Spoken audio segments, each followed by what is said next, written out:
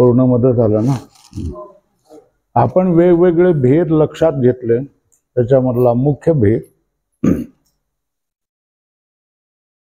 वर ईश्वर किंवा ब्रह्म, खाली जीव आणि इकडे प्रपंच जड. जड आणि ईश्वरातला भेद, जड आणि जीवाचा भेद आणि ईश्वर आणि जीवाचा भेद, हे तीन भेद स्पष्ट त्रिकोणाचे तीन बाजू आहेत. बरोबर आहे. ईश्वर एक आहे, त्याच्यामध्ये भेद नाही. मग राहिले दोन कोण? जीव, एक खालचा जीव आणि वरचा कोण राहिला जड. तर जडामध्ये अनंत भेद आहेत. तर जड जड भेद तिथे आणि इकडे जीव जीव भेद.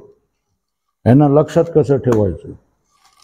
कधी विचारलं, कोणी सांगितलं तर याच्यामध्ये आपली भ्रांती होता का म्हणे. लक्षात कसं ठेवायचं? त्रिकोण लक्षात ठेवायचा. काय ठेवायचं? वर कोण? ईश्वर. इकडे कोण? जीव. इकडे कोण? दोघांपेक्षा वेगळा. हे तीन तीन बाजू आणि तीन कोण है ना. कोणाला तरी एकाला धरायचा, जडाला धरला तर जड आणि ईश्वराचा भेद एक बाजू, आणि जड आणि जीवाचा भेद दुसरी बाजू, ईश्वर आणि जीवाचा भेद तिसरी बाजू. तीन बाजू झाल्या. आता दोन कोण धरायचे? कारण ईश्वराच्या कोणाला ईश्वर अनेक नाही आहे, एकच आहे. त्याच्यामुळे त्याला सोडून द्यायचं आहे ना. मग जडाचा कोण धरला हा, तर जडाच्या कोण मध्ये जड अनंत आहेत ना. 1 2 3 4 5 6 7 8 9 10 इथेच किती झाले बघा है ना. तर जड जड भेद त्या कोणात आला. आणि जीवाजवळ जीवाचे सुद्धा अनंत भेद है ना. ते जीव जीव भेद असं लक्षात ठेवायचं. त्रिकोणाचे तीन कोण? ईश्वर, जीव आणि जड. जड ईश्वर भेद, जड जीव भेद, जीव ईश्वर भेद, जडा जडाचे भेद, जीवा जीवाचे भेद. ईश्वरामध्ये भेद नाही, ईश्वर भेद है ना. असं लक्षात ठेवलं की आपलं काम जमलं. हे भेद कशाचे समजले. आता जीव आणि ईश्वराच्या भेदाविषयी आपण पाहिलं. आता जीवा जीवाचा भेद 2 नंबरचा, याच्याविषयी बाधक, भेदाला बाधक करायचं. काय करायचं? भेदाला काय करायचं? बाध करायचं. आणि ऐक्याला काय करायचं? साध करायचं, सिद्ध करायचं. ऐक्याला सिद्ध करायचं तर ऐक्य सिद्ध करण्यासाठी साधक युक्ती असते. आणि भेदाला बाध करायचं असेल तर भेदाची बाधक बुद्धी असते है ना. बाधक बुद्धी म्हणजे काय? अनुमान करून काय करायचं? भेद असिद्ध आहे है ना. असं आता जीव जीवाचा भेद, जीव जीवात परस्पर भेद आहे है ना. तर हा खरा का खोटा? नाही, व्यवहारात आपल्याला खरं वाटतो की नाही है ना. पण व्यवहारात तुम्हाला काय वाटतं? हे व्यवहाराच्या कामाचं ना. काय व्यवहारात तुम्हाला काय वाटतं? हे व्यवहाराच्या कामाचं. पण परमार्थात तुम्हाला काय वाटतंय है ना. हे परमार्थाच्या कामाचं. आणि परमार्थामध्ये तुम्हाला काय वाटतंय याला महत्व नसतं. तर साधू संत आणि शास्त्र काय सांगताय याला महत्व असतं है ना. तुम्हाला काय वाटतंय? तुम्हाला व्यवहारात जे वाटतं तेच परमार्थामध्ये वाटणार. बरोबर आहे ना. जीवाजीवामध्ये भेद आहे, सरळ आहे. तू भिन्न आहे, मी भिन्न आहे, तू भिन्न आहे, हे भिन्न आहे, हे भिन्न आहे, हे भिन्न, या सगळ्या भिन्न आहे. हेच वाटणार का नाही? तर व्यवहारामध्ये आपल्याला काय वाटतं? जीवाजीवामध्ये भेद आहे म्हणून है ना. पण सांगतात जीव जीवात परस्पर भेद आहे असे वाटणे ही भ्रांती होय. हे कोण बोलतंय? परमार्थातला माणूस बोलतोय, शास्त्र बोलतंय, काय बोलतंय? संत बोलतात. ऋषीमुनी बोलतात की जीवाजीवामध्ये जो भेद आहे ही काय आहे? भ्रांती आहे. ह्या भ्रांतीचा परिणाम काय? या भ्रांतीचा परिणाम काय? रागच बस. कुणाचं जुळत असेल, लग्न जुळत असेल, है ना, है ना, सगळे टप्पे झाले, आता फक्त तारीख ठरवायची, है ना. तेवढ्यात भावकीने काहीतरी केलं, झालं ना. त्याने निरोप पाठवला, काही येण्याची गरज नाही आहे, लग्न मोडलं, झालं ना. हे कशामुळे? द्वेषामुळे झालं ना. तर जीवाजीवामध्ये भेद आहे, तर त्या ठिकाणी काय होणार? परस्पराविषयी द्वेष, मत्सर करतात व त्यामुळे दुःखासच प्राप्त होतात, है ना. भेदामुळे काय करणार? दुःख होणार. हे बघा, तुम्हाला तुमची मुलं जवळची वाटणार की नाही? हा, आपला तो बाब्या वाटणार ना, आणि दुसरं मुलग कार्ट वाटणार की नाही? हे हाय की नाही? प्रत्येकाला वाटतं की नाही? आपल्या मुलाचं चांगलं व्हावं असं वाटतं, है ना.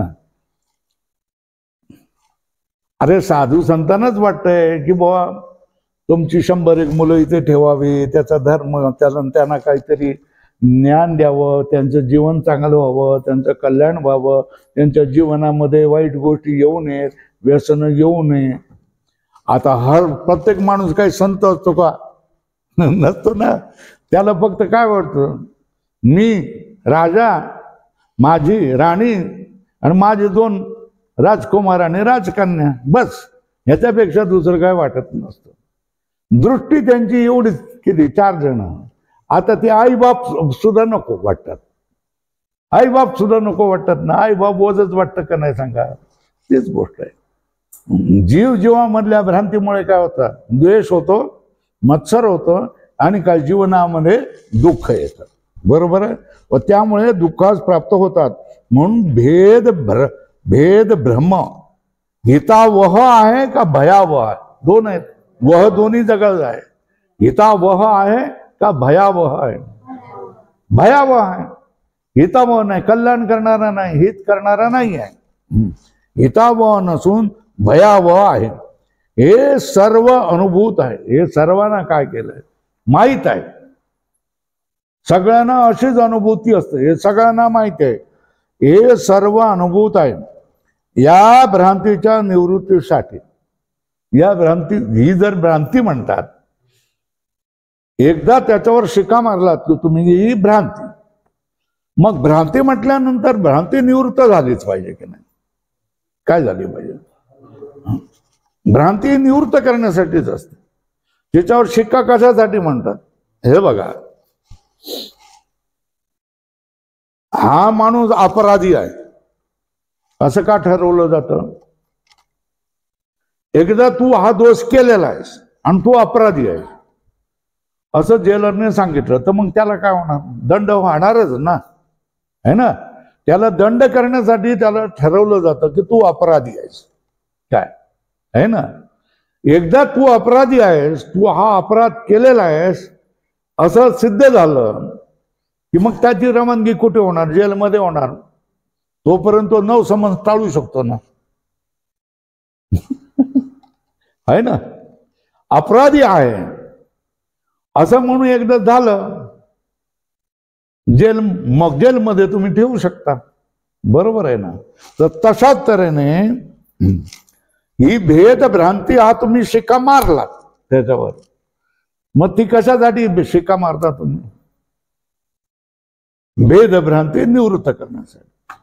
भेद हा भेद, ही भेद भ्रांती आहे, हे असं तुम्ही का ठरवता? कशासाठी ठरवता? निवृत्त करण्यासाठी ना. कशासाठी? निवृत्त करण्यासाठी. भेद भ्रांती काय करायची असते? साधायची नसते, निवृत्त करायची असते. मग साधायचं काय असतं? ऐक्य साधायचं असतं. आणि भेद भ्रांती बाध करायचा असतो, म्हणून भेद भ्रांतीला निवृत्त करायचं असतं, बरोबर आहे. चलो, आता याच्यासाठी काय करायचं? मग युक्ती काय? घटाकाश या दृष्टांताचा विचार करू तो असा की निरवय असणारे जे मोठं आहे बृहत आकाश, महाकाश, त्याचं नाव काय? महाकाश है ना. ज्याला काय उपाधी लागलेली नाही त्या आकाशाला काय म्हणायचं? महाकाश म्हणायचं. हे कुठं आहे? हे कुठं आहे नाही, कुठं नाही आहे हे सांगा. काय हे कुठं आहे म्हणून विचारू नका, कुठं नाही आहे ते सांगा, है ना. म्हणजे सर्वत्र आहे ना हे महाआकाश. कुठं नाही असं नाही आहे, सगळीकडे आहे. हे सर्वत्र व्याप्त आहे. 50 घटात व्याप्त असलेल्या महाकाशाच्या कल्पित अशा प्रत्येक भागास घटाकाश असे नाव प्राप्त होते. 5 घडे तुमच्या घरात आहेत. किती? 50. किती आहेत? आहे ना. त्या 50 घटामध्ये इतकुलं किती आकाशे झाली? 50 आकाशे झाली ना. कशामुळे? पण हाय काय मूळ ते महाकाश आहे ना. पण ते हा घट 1 नंबरचा, 2 नंबरचा, 3 नंबरचा, 4 नंबरचा, 10, 15, 20, 25, 50 है ना. त्याच्यामुळे किती आकाशे झाली? 50 आकाश. होती किती पण झाली किती? कोणामुळे? हे लक्षात आलं ना. 50 घटामुळे 50 आकाश निर्माण झाले. बरोबर आहे. बघा ते निरवय असणारे मूळ आकाश हे सर्वत्र व्याप्त आहे. 50 घटात व्याप्त असलेल्या महाकाशाच्या कल्पित अशा प्रत्येक भागास घटाकाश असे नाव प्राप्त होते. ही घटाकाशे घटाच्या उपाधीमुळे भिन्न भिन्न दिसत असली तरी तो त्या घटाकाशाचा परस्परामधील भेद हा औपाधिक आहे. कल्पित असल्यामुळे ती घटाकाशे तत्वत व्यापक महाआकाशाहून भिन्न नसून एक रूपच आहे. बाधक युक्ती काय करायची? आकाश एकच आहे, महाआकाश आहे ना. परंतु हे पहिल्या घटाचं नाव काय? पहिलं घटाकाश. दुसऱ्या घटाचं मध्ये असणाऱ्या आकाशाचं नाही, दुसरे घटाकाश है ना. असे किती आकाश झाले? ही 50 आकाश जी आहे ही वास्तव कोण आहे? महाकाशच आहे. मग ती कल्पित कशी झाली? उपाधीमध्ये लक्ष गेलं तुमचं म्हणून. कोणाकडे गेलं? है ना. उपाधीमध्ये लक्ष गेलं. हा पहिला गट आहे, दुसरा गट आहे, तिसरा गट, चौथा, 5वा, 6वा गट. या उपाधीकडे लक्ष गेलं म्हणून मोठ्या त्या महाआकाशामध्ये काय झालं? हे पहिला आकाश, दुसरा आकाश, तिसरा आकाश झालं. तर हे जो भेद आहेत किती झाले? 1, 2, 1, 2, 3, 1, 2, 4, 1, 2, 5, 1, 2 हे सगळ्यामध्ये जे भेद झालेले आहेत हे भेद खरे आहे का खोटे? खोटे. खोटे का? हा उपाधीमुळे झालेले आहेत म्हणून. हे भेद कसे आहेत? औपाधिक भेद आहे ना. पहिला आकाश, पहिला घटाकाश, दुसरं घटाकाश, तिसरं घटाकाश, चौथा घटाकाश, हा जो भेद आहे हा कल्पित भेद आहे. त्या घटाकडे बघून, घटाकडे दृष्टी अडकवून आपण त्या मोठ्या आकाशाचे सुद्धा देखील काय केलंय? भेद केले. बरोबर आहे ना. तर हे भेद कसे आहे? कल्पित आहेत है ना. घटाकाश मधला भेद कल्पित आहे. कारण उपाधीमुळे बनलेलं असल्यामुळे. कशामुळे? औपाधिकत्वात. कसं म्हणणं? औपाधिक असल्यामुळे है ना. घटाकाश हे दुसरं घटाकाश, तिसरं घटाकाश, हे घटाकाशामधले भेद हे कसे आहेत? कल्पित आहेत है ना. कशामुळे? उपाधीमुळे. आता हे झालं उदाहरण. तसंच आहे ना. हा जो आहे याचं नाव काय ठेवलंय? भारतानंद. याचं नाव काय ठेवलंय? वैभव. त्याचं नाव काय ठेवलंय? जगजीवन. त्याचं नाव काय ठेवलंय? आणखी कोणीतरी त्याचं नाव ठेवलंय पेंटर.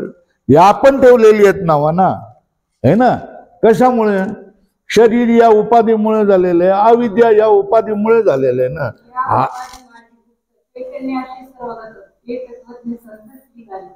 लिहा, सगळ्यांना सांग, हळूहळू सांग, लिहून घ्या. या उपाधी माझी गुप्त, चैतन्य असे सर्वगत, ते तत्वज्ञ संत विचारित. स्वीकारित आहे ना. तिला आठवलं बघ, ज्ञानेश्वरी वाचतेस तू, ही तुमची बहीण आहे, सारखी ज्ञानेश्वरी वाचून बसते. तिच्या जीवाचं सोनं करून टाकलं तिने. संसारात माती होते, बर काय, संसारात माती होते, पण परमार्थात सोनं होतं. मिळालं का? सगळं मिळालं. परत एकदा सांगून दे.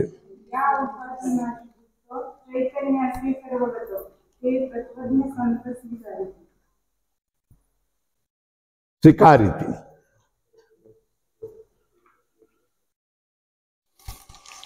बरोबर आहे ना.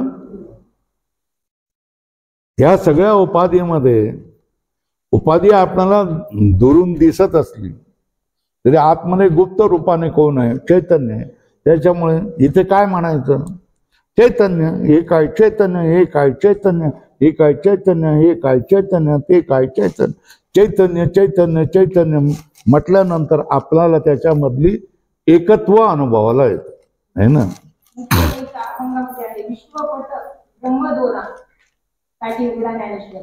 होय ना, याच्यामध्ये आलंय ना.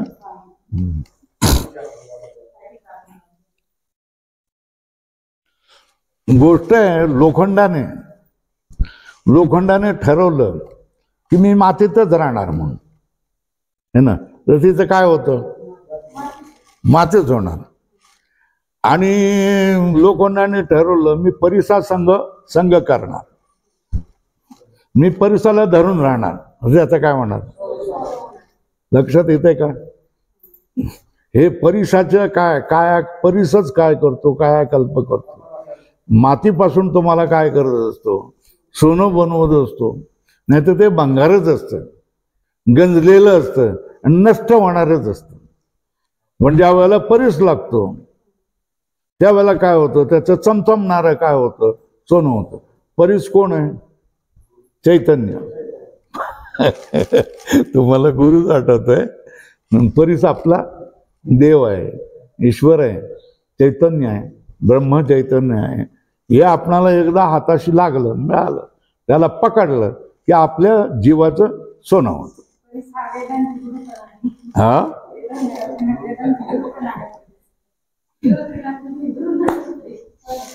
गुरुविषयी प्रेम असतं आपणाला. कारण तो सर्वभूत सर्वत्र कणाकणामध्ये आहे, व्यापलेला आहे. तो दिसत नाही, इंद्रियाने जाणता येत नाही. पण तो हातात ठेवलेल्या आवळ्यासारखं काम कोण करतं? गुरु करतो. हे इथे आहे, तुझ्या अंतःकरणामध्ये, तुझ्या कणाकणामध्ये, तुझ्या रोमरोमामध्ये, तुझ्या बाहेर आहे, तुझ्या आत आहे, डोक्यावर आहे, खाली आहे, बाजू आहे, साईडला आहे, है ना. तू जसा धावत जाशील तिथे तिथे त्याच्याबरोबर तेही जात आहे ना. मागे येशील त्याच्याबरोबर तेही मागे येत आहे. हे सांगणारा कोण असतो? गुरु असतो. हे बरोबर आहे. पण त्याचा स्पर्श व्हावा लागतो ना. कोणाचा? तुम्ही तेच करणार आहे. परमेश्वराचा स्पर्श झाला की आपल्या जीवाचं काय होत आहे? सोनं होत आहे. तो तुम्हाला स्पर्श करवणारा कोण असतो? गुरु असतो. हे खरं आहे. जो गुरुचं ऐकेल, गुरु सांगेल त्याप्रमाणे वागेल, आपलं जीवन बेतेल, त्याचं सोनं होतं. त्याच्या जीवनामध्ये दुःख राहत नाही, त्रास राहत नाही, कष्ट राहत नाही, भ्रांती राहत नाही. हा, चला आपण. तरी तो त्या घटाकाशाचा परस्परामधील भेद हा औपाधिक कल्पित असल्यामुळे ती घटाकाशे तत्वता व्यापक महाकाशाहून भिन्न नसून एक रूप आहे. अधोरेखा करा. एक रूपच आहेत. त्याचप्रमाणे अनेक बुद्धीच्या उपाधीने एकच शुद्ध चैतन्य भिन्न भिन्न रूपे करून जीव रूपाने भासत असले, आहे ना. अविद्या खूप आहेत. तुमच्या अंतःकरणातली बुद्धी निराळी आहे, माझ्या अंतःकरणातली बुद्धी निराळी, यांच्यामधली अंतःकरणामधली बुद्धी निराळी. आणि त्या बुद्धीमधलेलं पडलेलं प्रतिबिंब देखील कसं वाटतं आपल्याला, ते भिन्न आहे, ते भिन्न आहे, ते भिन्न आहे, ते भिन्न आहे, ते भिन्न आहे. मी जीव आहे पण मी भिन्न आहे तुमच्यापेक्षा, असं प्रत्येकाला वाटत असतं. पण जो जीव म्हणून जो भेद झालेला हा कशामुळे झालेला आहे, उपाधीमुळे झालेला. हा भेद कशामुळे झालेला असतो, उपाधीमुळे झालेला असतो. आणि त्याला जीव म्हणून जर आपण त्याला पाहायला गेलो, त्याच्यामधलं उपाधी बाजूला केली तर त्याच्यामध्ये तुमच्यामध्ये काय आत्माच आहे, माझ्यामध्ये काय आत्माच आहे, तुमच्यामध्ये काय आत्माच आहे, तुमच्यामध्ये कोण आत्मा, तुमच्यामध्ये कोण आत्मा, हिच्यामध्ये कोण, हिच्यामध्ये कोण, हिच्यामध्ये कोण, हिच्यामध्ये कोण, आत्माच आहे. हा आत्म्याचा आपल्याला काय होतोय, दर्शन होऊन जातं. बरोबर आहे ना. आत्म्याचा साक्षात्कार होतो सगळ्यामध्ये, सर्वभूती आत्मा, एकमेव आत्मा, अशा तऱ्हेचा आपल्याला दर्शन देतो. मग जीव जीव हा भिन्न, मी भिन्न, तो भिन्न, तो, हे कशामुळे, हे उपाधीमुळे. तर उपाधीमुळे जे काय होतं आहे ना, ते कसं असतं, जे औपाधिक असतं, म्हणजे जे उपाधीमुळे होतं ते कसं असतं, कल्पित, मिथ्या असतं, आहे ना. कल्पित असतं, मिथ्या असतं. जीव जीवामधला भेद हा उपाधीमुळे झालेला आहे. आणि म्हणून तो काय आहे, म्हणून तो कसा आहे, कल्पित आहे. बरोबर आहे. हा जीव जीवामधला भेद हा कल्पित आहे. कल्पित आहे का, कल्पित आहे तो औपाधिक आहे, उपाधीमुळे बदलला. तो उपाधीमुळे जे जे असतं ते सगळं कल्पितच असतं. जसं घटाकाश भेद, घटाकाशामधला भेद हा कल्पित आहे, उपाधीमुळे बनलेला आहे, म्हणून तो कल्पित आहे ना, म्हणून तो मिथ्या आहे. आणि खरं काय, मग पारमार्थिक काय, एक महाकाश, हेच खरं आहे. तशा तऱ्हेने आपल्यामध्ये भेद दिसत असले तरी त्याच्यामध्ये कोण काय, सर्वभूती एकमेव आत्माच आहे. ही दृष्टी कोणाची असणार आहे, ही दृष्टी ज्याची असेल त्यालाच महात्मा म्हणायचं असतं. काय म्हणायचं, ही दृष्टी ज्याच्यामध्ये सगळ्यामध्ये एक आत्मतत्व ह्याच्यामध्ये तुम्हाला मिळेल, ज्ञानेश्वरीमध्ये मिळेल. तिने सुद्धा सांगितलं सगळ्या ह्याच्यामध्ये आत्मतत्व पाहणं, आत्मरूपाने प्रत्येकाला पाहणं हे महत्वाचं असतं. तुम्हाला रूपाने पाहिलं, तशी पाहण्याची सवय एकदा लागल्यानंतर तुम्हाला जे वाटणारे वर वाटणारे राग, द्वेष, मत्सर ह्या गोष्टी हळूहळू तळाला जातात. कशा तळाला जातात, पावसाळ्याचं पाणी गढूळ असतं ना, होय ना, गढूळ असतं ना, ते स्वच्छ करण्यासाठी काय करतात, तुरटी टाकतात ना, तुरटी अशी फिरवतात. तुरटी अशी फिरवली मग काय होतं, गाळ काय बसतो, तळाला बसतो की नाही, आणि पाणी निखळ शुद्ध पाणी तुम्हाला मिळतं की नाही. तशाच तऱ्हेने हे जे भेद वाढवणाऱ्या ज्या उपाध्या आहेत, हा कचरा आहे.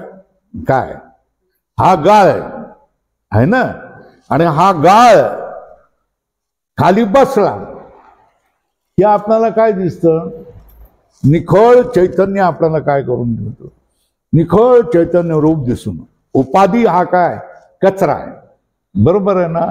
हा उपाधी आहे, हे उपाधी आहेत, या उपाधी आहेत, या उपाधी आहेत, असं एकदा तुम्हाला समजावून सांगितलं आहे ना, की मग उपाधी आहे ना त्याला त्यागायचंच असतं, सोडायचं असतं. मग तो खाली बसतं ना.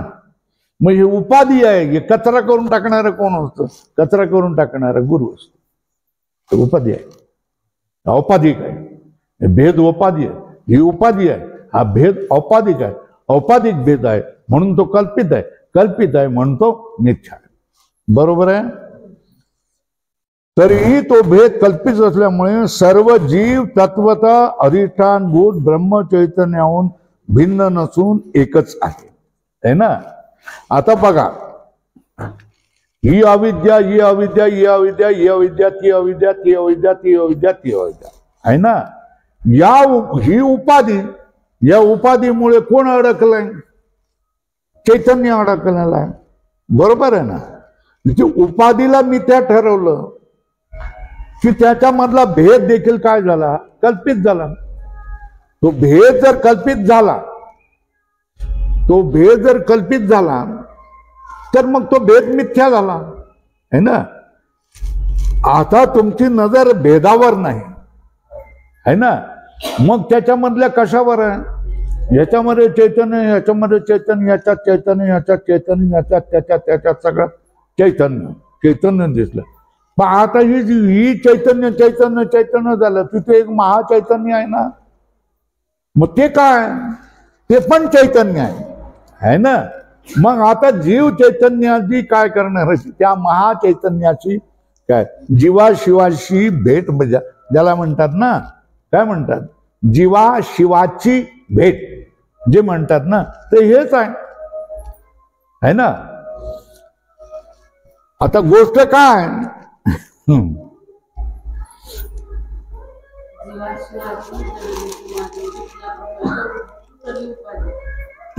कर मोठ्यानं बोल की, सगळ्यांनी लिहून घेऊन देत. जीवाशिवाची जडली समाधी. हा, फिटला प्रपंच सुटली उपाधी. सुटला प्रपंच सुटली उपाधी. हा है ना. प्रत्येकाला कधी ना कधीतरी केलेलं आठवतं की नाही? जीव परमात्मा दोन्ही वैसोनी ऐक्यासनी दयाचे हृदय भुवनी आहे की नाही? ताई बघ, आहे की नाही? लाटताना चिटोर बाजूला ठेवून ताईने पाठ केलेला आहे ना. थोडक्यात काय, जीवाचं कर्तव्य काय? हा जीव इतकुला आहे, स्वतःला मानतोय है ना, पराधीन, अल्पज्ञ, मला काहीच अधिकार नाही है ना. कागा सासूरवासी मज केले भगवंता, आपुलिया सत्ता ते स्वाधीनता नाही, असं रडत बसणार आहे ना. कोण आहे? जीव आहे ना. जो स्वतःपुरता मर्यादित राहील तर ते रडतच राहील है ना. त्याने काय धाव कुठे घेतली पाहिजे? सासूरवासा भीतो जीव ओढे तुझ पाशी. हा हा, सासूरवासा भीतो जीव ओढे तुझ्या पाशी. पण हे समजलं पाहिजे ना, कळलं पाहिजे ना, जीवाने आपले नाळ कोणाशी जोडलेली आहे आणि आपल्याला कुठे जायचं हे समजलं पाहिजे है ना. दोनच गोष्ट, असा जीव आहे ना. जर भेदामध्ये गेला तर खाली खाली खाली तळाला, रसा तळाला जाणार, बरोबर आहे ना. आणि जर त्याने ओढ त्या परमेश्वराची घेतली तर त्याच्यामध्ये जाऊन एकरूप होणार. तर जीवाने काय केलं पाहिजे? सतत ओढ कोणाची धरली पाहिजे? त्या परमतत्वाची ओढ धरली पाहिजे. आपली सगळी दृष्टी कुठे लावली पाहिजे? संसारापेक्षा कुठे लावली पाहिजे? त्या परमतत्वामध्ये लावली पाहिजे. मग काय करायचं? काय करायचं? तुकारामासारखं करायचं है ना. तुकाराम महाराज काय म्हणतात? बोलावा विठ्ठल, पहावा विठ्ठल, करावा विठ्ठल, जीवा भाव. बरोबर आहे ना. तशाच तऱ्हेनं बोलायचं झालं, आपल्या वाट्याला दुःख येणारच आहे है ना. मानली तर दुःख आहेत, नाही मानली तर आपण तटस्थ आहोत, बरोबर आहे ना. व्याधी येणार आहेत, आधी येणार आहेत, मनाचे त्रास होणार आहेत, शरीराचे त्रास होणार आहेत. पण प्रत्येक वेळेला आपण जर त्या जगाच्या बापाबरोबर आपण जो बोलायला शिकलो, मग तुकाराम महाराज प्रत्येक अभंग सांगतात की काय करतायत. देवा सांगू सुख दुःख नाही ना, तुझे असते, तुझे असो, तुझे मस्तकी.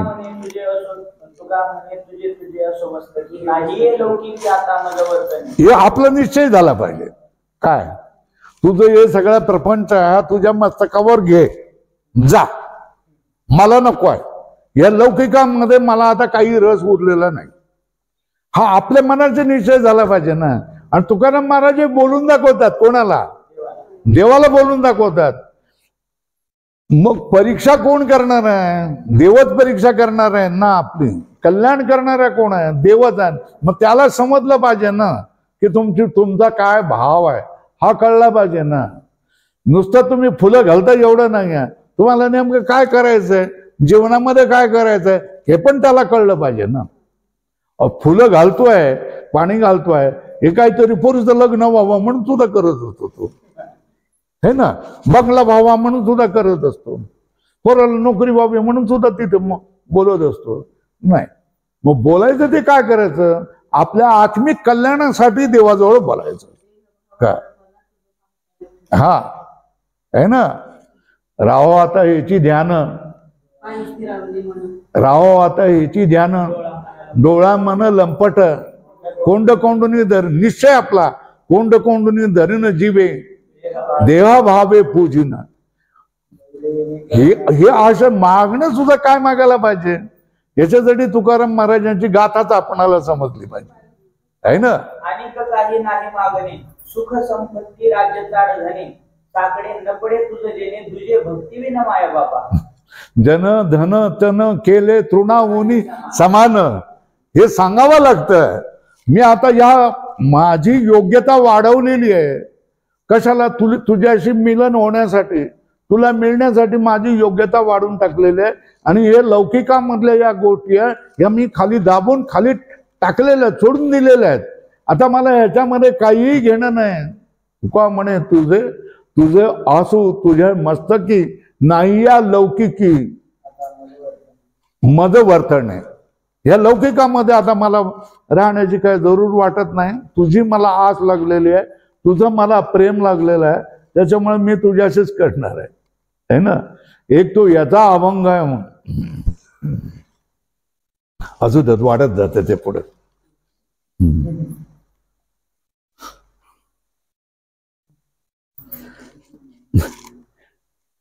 तेव्हा बघा, या वेदांत म्हणजे काय हे तुम्ही समजून घेतलं, साध्या रूपाने समजून घेतलं. पोर आपलं अवखळ असतं, हे ना, अवखळ असतं ना. मग त्याला आपण काय करत असतो? अवखळ पोराला काय करत असतो? अवखळपणा करत असतो. आता त्याला मारायला सुद्धा काय परवानगी नाही ना, है ना. मग त्याला 1 वेळा 2 वेळा 3 वेळा 4 वेळा 5 वेळा सतत त्याला समजवत असतो ना, काय असं करू नकोस, असं करू नकोस, असं करू नकोस, असं करू नकोस, असं समजवत असतो ना. तसंच हे जे मन आपलं आहे ना, हे आपलं मन हे देखील आपलं पोर आहे. आणि कसं पोर आहे ते? अवखळ पोर आहे. मग त्याला काय करायचं लागतं? समजवायचंच असतं ना. आपल्या मनाला समजवून द्या आणि त्याला शहाण्या पोरासारखं वागायला लावा की तुमचे सगळे प्रश्न सुटले. कसे? ते अवखळपणा करतं, खोड्या करतं, पोरांना मारतं, पोरांना टपल्या मारतं, पाठीत लाथ घालतं आणि त्याच्या आई बाप येऊन तुमच्या जवळ तक्रार करतात की नाही, हे ना. मग त्याच्या अवखळपणामुळे तुम्हाला त्रास होतो का नाही होतोय? मग त्याला जर तुम्ही शाणं केलं, समजावलं, देवळामध्ये जा, जप कर, पुस्तकं वाच, गोष्टी कर, अशा तऱ्हेने समजून केलं तर ते शाणं झालं की नाही झालं? शाणं झालं. मग ते तुम्हाला त्रास देत नाही, खोड्या करत नाही, इकडे तिकडे जात नाही, बरोबर. तशाच तऱ्हेने मनाला समजावं लागतं. मन दुखी होतं, हे येडं मन आहे. स्वतःच्याच चाळ्यामुळे काय होतंय? स्वतः दुखी होतं, बरोबर आहे ना. स्वतःलाच काय म्हणायचं? तो माझा दुश्मन आहे, झालं मत्सर. मग काय करू?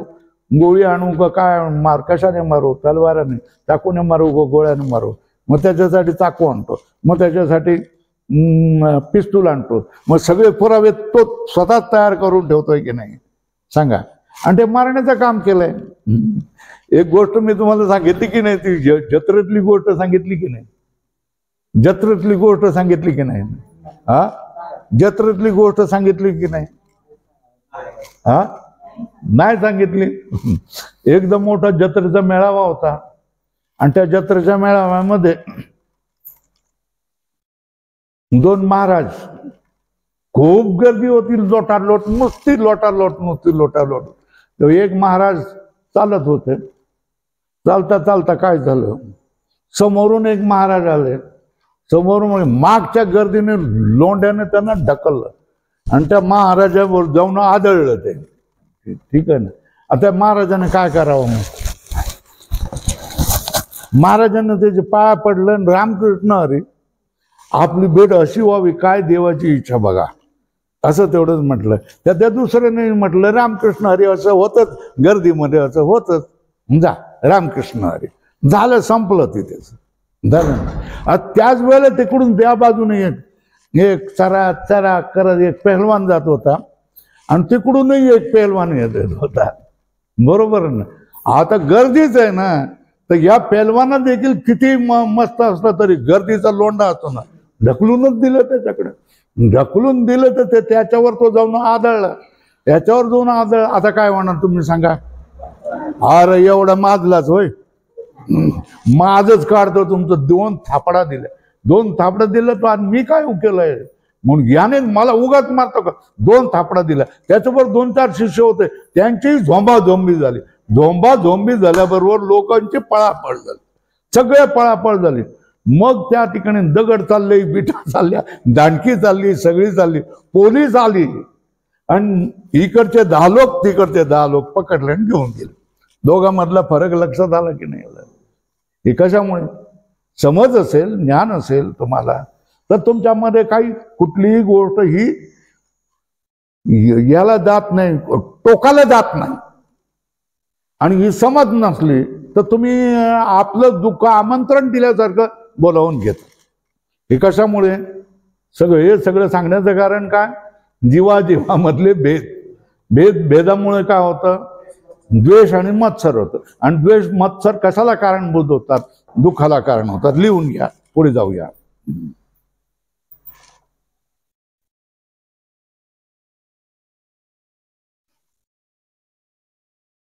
मग आपण निश्चय काय करायचा आहे? निश्चय काय करायचा? लिहा. सर्व जीव तत्वतः अधिष्ठान, तिथे आहे अधोरेखा करा. सर्व जीव तत्वतः अधिष्ठानभूत ब्रह्म चैतन्याहून भिन्न नसून एकच आहेत असा निश्चय करावा. निश्चय असा करावा. निश्चय कसा करावा? निश्चय असा करावा जो सकारात्मक असला पाहिजे. कसा असला पाहिजे? तुमचं कल्याण करणारा असला पाहिजे. तुम्हाला खड्ड्यात घालणारा असता कामा नये, तुम्हाला चिखलात टाकणारा असता कामा नये, तुमचा असलं नसलेला नाश करणारा असता कामा नये, है ना? तो निश्चय कसा पाहिजे? तुमचं शाश्वत कल्याण करणारा पाहिजे, असा निश्चय करावा. आणि मग काय करावं? असं निश्चय केल्यानंतर काहीतरी त्यागावं लागतं ना. परस्परामधील द्वेष आणि मत्सर याचा त्याग करावा, है ना? अधोरेखा केली. हे महत्वाचा आजच्या चर्चेचा भाग काय? हा महत्वाचा भाग आहे की सर्व जीव तत्वतः ब्रह्मचैतन्याहून भिन्न नसून एकच आहेत हा निश्चय केला पाहिजे. त्याच्यामुळे काय होईल? परस्परातील द्वेष मत्सर यांचा काय करावा? त्याग करावा. मग तुमचं काय होईल? दुःख तुमचं काय होऊन समाप्त होऊन जाईल. बरोबर आहे. लातूरवरून कोण आलेले आहेत? हा, सुरेखाताईला ओळखतेस का? पण तिला पाहिजे दुसरं कोण लातूरवरून येणार आहे का? पण नाही आहे.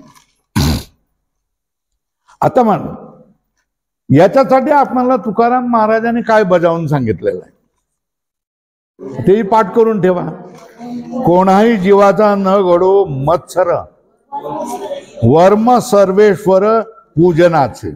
काय बाबा, जा देवाचं घ्यायचं असेल ते.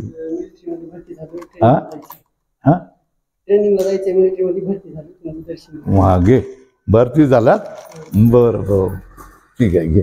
नमस्कार करे, देवाला नमस्कार करा. हा, जा. भरती झालंच, पण तिकडे सगळं मिळतं बरं का. खायला प्यायला मिळतं सगळं. ते पिऊ नकोस आणि खटखट खाऊ नकोस. हा, मग तुझं कल्याण होईल. कोणाही जीवाचा न घडो मत्सर वर्म सर्वेश्वर पूजनाचे. हे पाठ करून ठेवा है ना. जीव जीवात भेद भासतो तो कल्पित. वास्तविक सर्व जीव ब्रह्मचैतन्य रूप आहेत असे जाणून कोणत्याही जीवाचा मत्सर करू नये. हे त्या सर्वात्मक सर्वव्यापक ईश्वराच्या पूजनाचे मुख्य वर्म आहे. याचा अर्थ तुकाराम महाराजांनी तुम्हाला काय सांगितलं. सर्वात्मक सर्वव्यापी जो ईश्वर आहे त्याचं जर पूजन तुम्हाला करायचं असेल, पूजन करायचं असेल तर ते तुम्ही पूजन कसं कराल. फुलं आणावी लागतील का, अक्षत आणावी लागतील का, गुलाल आणावा लागेल का, गंध आणावा लागेल का, पाणी आणावं लागेल का, काय आणावं लागेल, काय काय त्याचं वर्म काय, मर्म काय. मग कोणाही जीवाचा मत्सर करू नये बस. मग सर्वेश्वराला त्या जगाच्या बापाला पूजायचं म्हणजे काय करायचं. हा हे लोक काय करणार आहे, मोठ्या मोठ्या मंदिरामध्ये जातात है ना. ती त्याच्यामध्ये 1000 रुपयाची दक्षिणा ठेवतात है ना. आशीर्वाद द्या महाराज म्हणून सांगतात. आणि तिथे सभेच्या ह्याच्यावर चढल्यानंतर एकमेकाचा द्वेष करायला लागतात. बरोबर आहे ना. हे काय बरोबर आहे का महाराज है ना. सगळी ज्या गोष्टी राजकारण चाललेलं आहे द्वेषापोटी आहे. द्वेष नसेल तर राजकारणच नसेल है ना. ही गोष्ट लक्षात ठेवल का कोणाही जीवाचा न घडो मत्सर वर्म सर्वेश्वर पूजन. सर्वात्मक परमेश्वराला जर पूजन करायचं असेल त्याच्यासाठी गंध पुष्प माळा काय कशाची गरज लागत नाही. तुम्ही जिथे असेल त्या ठिकाणी प्रत्येक जीवामध्ये हा आत्मा आहे अशा तऱ्हेने तुम्ही पाहिलं मग ठीक झालं ना. आता कोणाला पोराला इथे लागलं, त्याचे मायबाप कुठे आहेत, 100 किलोमीटरवर दूर आहे. मग काय करायचं. तो माझा पोरगाच आहे असं समजून त्याला घेऊन जायचं. पैसे लागले तर घालायचं, द्यायचं, गोळ्या आणायचं, बरं करायचं आणि काळजी घ्यायची. गोळ्या घेईल, हे होईल, त्याला जेवण मिळेल, काळजी घ्यायचं. हेच काम आहे ना. याला तर सर्वेश्वर पूजन म्हणतात ना. भेदाभेद ब्रह्म अमंगळ है ना. आता कोण जेवायच्या टायमाला आलं है ना, कोणी असेल, बेकारी असेल, कुठलंही असेल, काही असेल है ना. मी काय म्हणायचं, सर्वेश्वर पूजनाचं रस काय. आलाच भाऊ लागले का, जा बस तिथे जेव, असंच म्हणायचं की नाही. आता बघ एक अत्यंत वेडी बाई आली है ना. इकडे गाठी, इकडे गाठी, इकडे गाठी, इकडे गाठी, इकडे गाठी, इथे बाटल्या, इथे आणखी काही डबडे प्लास्टिकचे असे बांधून अत्यंत ओंगळ याच्यामध्ये आले है ना. ती काय बोलत नाही, काय नाही, काय करत नाही. समजायचं तर काय समजायचं. ते कुठेतरी रस्त्यात भेटलेली असेल है ना, तर कुठल्या तरी शेतकऱ्याने सांगितलं असेल, जा बाई तू तिथे आश्रमात जा, तिथे तुला सगळं जेवण बिवण मिळून जाईल, जा. हे सांगितलं म्हणूनच ती आली ना, नाही तर ती कशाला आली असेल सांग. मग काय करायचं, काय करायचं. तुमच्यामधलं सर्वेश्वर पूजनाचा भाव जागला पाहिजे ना. तिला भूक लागलेली है ना, भूक लागलेली आहे तिला, म्हणून ती तिथे आलेली आहे. जा रे बाबा मुचकुंदा शुभम, गेला एक पत्रावळीमध्ये काहीतरी आण, भात भाजी सगळं आण, घे, पाणी आणून दे तिला है ना. मग झाली ती तृप्त झाली, निघून गेली तिची निघून गेली है ना. तर तुमच्यामध्ये ही जी भावना आहे ना, काय म्हटलं, दया करणे जे पुत्रासी त्याची दासा आणि दासी. तुकाराम महाराज म्हणतात ना, तुमच्या पुत्राची तुम्ही दया कराल, पण दासा आणि दासीवर काय कराल, छळाल, असं नको. दास असेल दासी असेल त्याला सुद्धा काय कराल, अशा सन्मानाने वागवा. कशात कोणाचा द्वेष करू नका, कोणाचा हीन लेखू नका, कोणाला कमीपणा करू नका. त्याचा रास्त हक्क आहे तो द्या. त्याचा विश्वासघात करू नका. त्याच्यावर आफत येईल, त्रास येईल, असं काय करू नका. हे कधी होईल, तुमच्यामध्ये एकात्मा भाव आला असेल तरीही. यालाच तर संतत्व वर्म सर्वेश्वर पूजनाचे, हे यालाच काय म्हणतात, संतत्व काय म्हणतात. तुमच्यामध्ये हे संतत्व आहे, पहिलंच आहे ना. मग ते काय करायचं, आपल्या मधलं काय करायचं, जागृत करायचं. काय करायचं, माचीसमध्ये अग्नी असतो की नाही, घासावा लागतो, घासलं की त्याच्यामध्ये माचीस जळते की नाही. तशाच तऱ्हेने आपल्यामध्ये संतत्व आहे. असं नाही की दुसरे संत आपण संत नाही, असं नाही, संतत्व आहेच, है ना. आता बघा, तुम्ही देखील सर्वेश्वर पूजनाचं कसं सर्व रोजच्या याच्यामध्ये आपण काय करू शकतो. दिवाळीला आपल्याला वाटतं की नाही, कळवळा यावा की नाही यावा तुम्हाला. दिवाळीला आपण सगळं चांगलं चांगलं खातो, चांगले सुगंधी साबणाने अभंग स्नान वगैरे करतो, आनंदात राहतो, दिवे लावतो, सगळं करतोय. पण तुमच्याच अंबेजोगाईमध्ये कुठल्या तरी रस्त्यावर अत्यंत वेडी बाई पडलेली असते, कपडे ओंगळ असतात, सगळं असतात. मग त्याच्यामध्ये सर्वेश्वर भाव म्हणजे ते पण माणूसच आहे ना, है ना. मग तुमच्यामध्ये ही भाव जागृत झाली की आज एक दिवस आपण काय करूया, आपल्या पोराबाळांना कपडा करतो, त्यालाही किंवा त्या बाईलाही एक कपडे करून देऊया, तिला थोडंसं साफसूफ करूया आणि त्याला काय करूया, जेवण बिवण खाऊ घालूया. हे होऊ शकतं की नाही होऊ शकतं. स्थानिक पातळीवर या गोष्टी होऊ शकतात की नाही होऊ शकतात. याच्यामध्ये लोक बोलतील, लोक करतील, लोक म्हणतील काय वेळीचं हे करते असती काय करते. पण आपल्या मनामधले हा जो जागृत भाव झाला पाहिजे की नाही, झाला पाहिजे, है ना.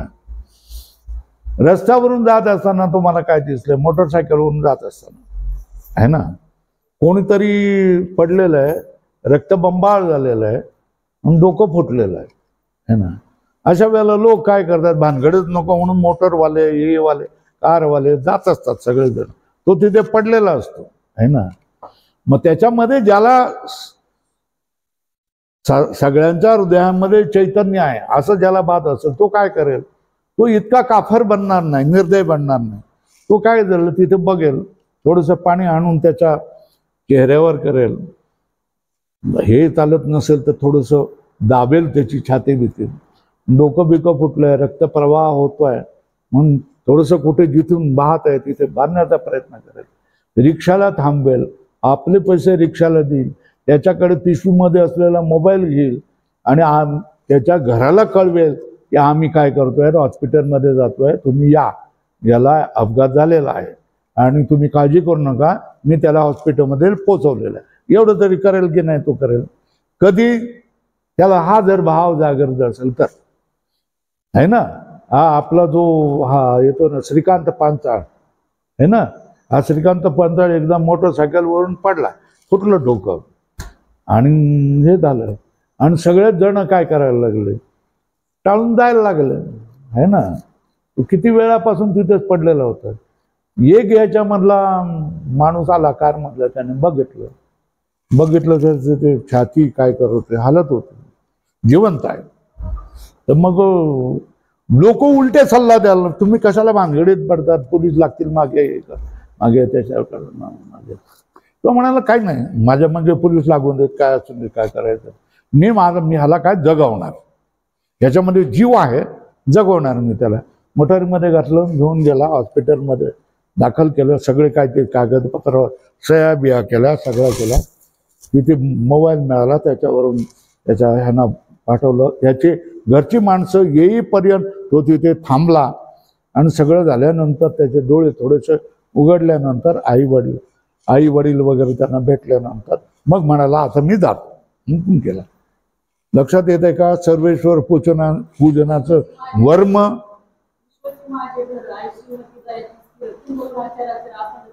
ते खूप वर्ष झालं. छोट्या छोट्या गोष्टी आपण ह्या करू शकतो की नाही. निर्दयता जी माणुसकी शून्यता जो दिसते त्याच्यामध्ये आपण आपलं कर्तव्य असं करू शकतो की नाही. करू शकतो ना. काय वर्म सर्वेश्वर पूजनाचे. जे जे म्हणजे भूत ते मानी जे भगवंत हा भक्ती योग निश्चित जाणणार. जीव वघे देव खोटा नागवी संदेह. हा एक झाला. देव आमचा जीव सकळ जीवाचा. देव आहे देव आहे जवळी आम्हा अंतर बाहेर है ना. तो ह्याच्यामध्ये काय सांगितलं, जीव अवघे, जीव हा जीव नाही आहे, तर जीव अवघे, अवघे म्हणजे सगळेचे सगळे जीव काय देव आहे. हे देवत्व जे आहेत ना आपल्यामध्ये, ही जी उदाहरण आहेत ना संत वचन आहेत, ही आपल्याला जगायला खूप मोठी प्रेरणा देतात. आणि ज्या वेळेला आपल्या मनामध्ये संदेह येतात त्यावेळेला आपले इंद्रिय जेव्हा मन ज्या वेळेला ग्लानी प्राप्त करते, आता माझं काही नाही, आत्महत्येशिवाय मला मार्ग नाही आहे, असं ज्या वेळेला या कड्यावर तुम्ही येतात त्यावेळेला हे जर साधू संतांची वचनं असतील ना तर ती तुम्हाला काय करतात, तुमचं रक्षण करतात, योग्य मार्गावर तुम्हाला घेऊन जातात आणि तुमचा नाश टाळून देतात, तुमचं अकल्याण टाळत असतात, तुम्हाला धैर्याने उभं करतात आणि तुम्हाला संकट वाटेनं असं होऊन जातं. बरोबर आहे. हे कधी पण हे आपण समजून घेतलं तर ना, संतवचन समजून घेतलं तर, घरामध्ये तुम्ही गाथा ठेवून द्या, घरामध्ये तुम्ही काय करा, नुसतं ज्ञानेश्वरी ठेवून द्या, घरामध्ये तुम्ही काय करा, भगवद्गीता ठेवून द्या, हे ग्रंथ तुम्ही नाही वाचलं तरी तुमचं कल्याण करतील, पापापासून तुम्हाला दूर ठेवतील, आणि वाचलं तर परम कल्याण आहे तुमचं. ज्या वेळेला वेळ मिळत असेल त्यावेळेला तुम्ही काढा वेळ, 1 तासभर याच्यासाठी मी काढणार, करा. खाली अर्थ दिलेला असतो, खाली कठीण शब्दाचे अर्थ दिले असतात, सगळं असतात, पण हे जाणून घेतलं पाहिजे ना. चला, याचा भावार्थ असा की देव आमचा आहे, निश्चय करून देव आमचा आहे, दुसऱ्या कोणाचा नाही आहे, तो आमचा आहे ना. आपलं म्हटलं, आपलेपणा आणल्यानंतर जवळीक येतं, आपलं मानलं की प्रेम होतं, आणि प्रेम एकतर्फी नसतं, दुतर्फी असतं आहे ना. आणि ज्याला आपण आपलं नाही मानलेलं आहे त्याच्यामध्ये द्वेष निर्माण होतो है ना, तो दुसरा होऊन जातो. आपला आणि दुसरा हे लक्षात आलं का. मग आपण आपलं म्हणजे आपला नवरा, आपली बायको, आपली मुलं, आपली नातरुंड, आपले आई, आपले बाप, हे आपले. बरोबर आहे ना. जास्तीत जास्त आणखी वाढवायला गेलं दवा होती आहे ना, हे आपले होऊन जातात. तुकाराम महाराज सांगतात नाही, आपला कोणाला करा, आपुला तो एक देव करून घ्यावा, का तेने विना जीवा सुख नोय. तेव्हा देवाला काय म्हटलं पाहिजे, आपलं म्हटलं पाहिजे. हा, का एरती माईके दुःखाची जनती नाही आधीर अंतिर अवसान. देव हा आपल्याला ज्या वेळेला आपण आईच्या गर्भामध्ये गेलेलो आहोत तेव्हापासून देवाची संगती आपल्याला लाभलेली आहे, आणि ते मरणाच्या शेवटल्या श्वासापर्यंत हे आत्मचैतन्य आपल्या बरोबर राहणार आहे, म्हणजे या शरीराबरोबर राहणार आहे. तर मग तो आपलाच आहे ना, तो आपला सखा आहे ना, तो आपला प्रेमी आहे ना. आणि प्रेम करायचं झालं तर दुसऱ्या कोणावर नाही प्रेम करायचं, देवावरच प्रेम करायचं हे सांगतायत. देव आमचा आहे कारण तो देव सकळ जीवाचा उपजीव्य भूत किंवा अधिष्ठानभूत, सगळ्या जीवाचा काय येथून या ठाव अवघे लक्षायाचे बाब है ना. उंच देवाचे चरण येथे झाले अधिष्ठान, अधिष्ठान म्हणून मी त्याला पाहतोय. जीवाचा उपजीव्य भूत किंवा अधिष्ठान भूत, सर्वात सत्ता स्फूर्ती प्रदान करणारा जीवच आहे. काय म्हटलेलं आहे, देव आमचा आहे, निश्चय करून देव आमचा आहे. का, तो देव सकळ जीवाचा अधिष्ठानभूत आहे, सर्वांना सत्ता आणि स्फूर्ती प्रदान करणारा जीवच आहे. म्हणतो देव आमच्या अति जवळ नितांत सन्निहित, किंबहुना सर्वांचं आमचे मूळ तात्विक स्वरूप असून तोच अंतर्बाह्य. ह्या महत्वाच्या गोष्टी आहेत. समजलं ना. देवाचा साक्षात्कार हाच आहे. देवाला पाहणं म्हणजे हेच आपण आहे. देव आहे असं मानणं, आणि देव आहे तर तो कुठे आहे. देव दुसरीकडे कुठे नाही. देव माझ्या कणाकणामध्ये आहे, रोमारोमामध्ये आहे, माझ्या बाहेर आहे, आत आहे, वर आहे, खाली आहे, बाजूला आहे, सगळ्या ठिकाणी आहे. आणि देवा विना याला सत्ता नाही आणि मलाही सत्ता नाही. जड चेतनाला कोणालाही देवा विना सत्ता नाही आहे. आणि मी आहे असं जर म्हणत असेल तर माझ्यामध्ये देव आहेच, है ना. देवा विणं कोणालाही सत्ता नाही, है ना. आणि तो सगळ्यांना सत्ता देणार आहे. म्हणजे तो असला, आतमध्ये असला तरी हे माझ्या शरीराला सत्ता आहे, मी विद्यमान असतो, जिवंत आहे असं म्हटलं जातं. आणि हा याच्यामधून निघून गेल्यानंतर हे शरीर प्रेत बनतं. प्रेत, त्याचं नाव काय होतं? प्रेत का होतं? आणि प्रेत चाललाय, प्रेत घेऊन चाललेलं आहे.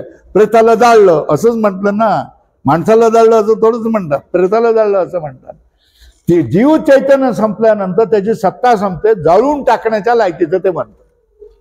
गाडून टाकण्याच्या, आपण म्हणतो ना माती केली, काय म्हणतोय, माती करण्याच्या लायकीचं ते म्हणतं. तर सत्ता आणि स्फूर्ती, स्फूर्ती म्हणजे तुम्हाला मला जो चैतन्य बोलावंसं वाटतं, काम करावंसं वाटतं, या सगळ्या गोष्टी कोणामुळे? त्याच्यामुळे. आणि त्याने आतून काढून गेलं की आपण पडून जातो, करतो. विशेषतः स्त्रिया स्वतःला धिक्कार करतात. काय स्वामीजी सांगायचं, काय जन्म मला, बाईचा जन्म मिळाला, किती हे करायचे, किती हाल, किती त्रास, किती काय, किती काय विचारू नका. कुंतीला किती त्रास घ्यावा लागला, द्रौपदीला किती त्रास घ्यावा लागला, सीतेला तर किती काय करू. दिव्य केल्यानंतर सुद्धा त्रासच ना. तर बाईचा जीव नको आम्हाला, नको जीवाबाद. तर हे तत्वज्ञान काय सांगते की बाई, तुझं शरीर बाई म्हणून असली तर तू बाई नाही आहे, तर तू कोण आहे? देव आहे. तेव्हा आपलंही देव स्वरूप, देवत्व आपलं जे आहे प्रत्येकामध्ये आहे, मुळात तेच आहे. त्याला काय प्रगट करणं म्हणजे देवासारखं वागणं, साधी गोष्ट आहे ना. देवासारखं वागणं तुम्ही वागायला लागले, है ना. देवाला बरोबर आपल्यावर घेतल्यानंतर तुम्ही ही देवस्वरूप होऊन जातात. देवस्वरूप तुम्ही आहेच, तुम्ही मरते नाही, तुम्ही अमरच आहेत, है ना. तुम्हाला व्याधी नाहीच, तुम्हाला आधी नाहीच, तुम्हाला कॅन्सर नाही, तुम्हाला दुसरं कुठलं अपंग नाहीत. तुम्ही बाई नाही, तुम्ही स्त्री नाही, तुम्ही वंजारी नाही, तुम्ही मराठा नाही, तुम्ही बामण नाही, तुम्ही दुसरं कोणीच नाही. एकच आपला धर्म काय? चैतन्य, आत्मचैतन्य. हे एकदा आपल्याला कळायला लागल्यानंतर आपल्या शरीराची विटंबना आपण करत नाही, है ना. आपलं स्वरूप मी अमर आहे, है ना, आणि मी आत्मचैतन्य आहे असं ठामपणे आपल्याशी आपण जपलं पाहिजे. हे जपल्यानंतर मग आपल्याला मृत्यू मारू शकत नाही.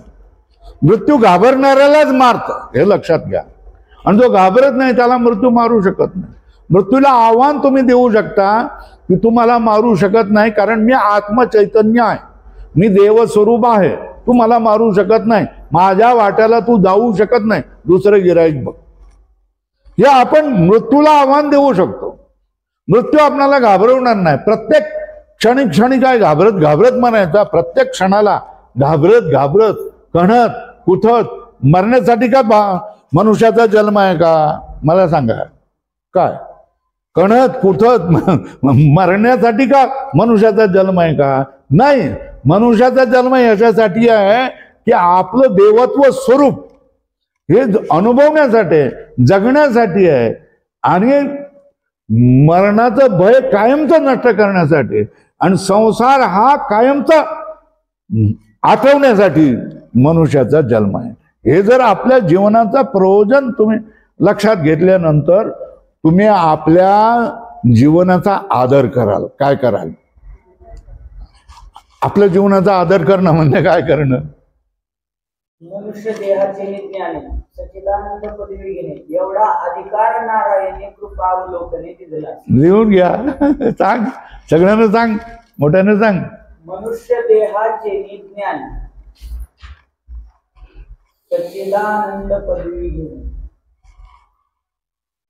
मनुष्य देहाचे ज्ञान, सच्चिदानंद पदवी घेणे, एवढा अधिकार नारायणे कृपा अवलोकने दिदला असे. एवढा अधिकार नारायणे, पाठ करून ठेवायच्या या गोष्टी. कृपा अवलोकने दिदला असे.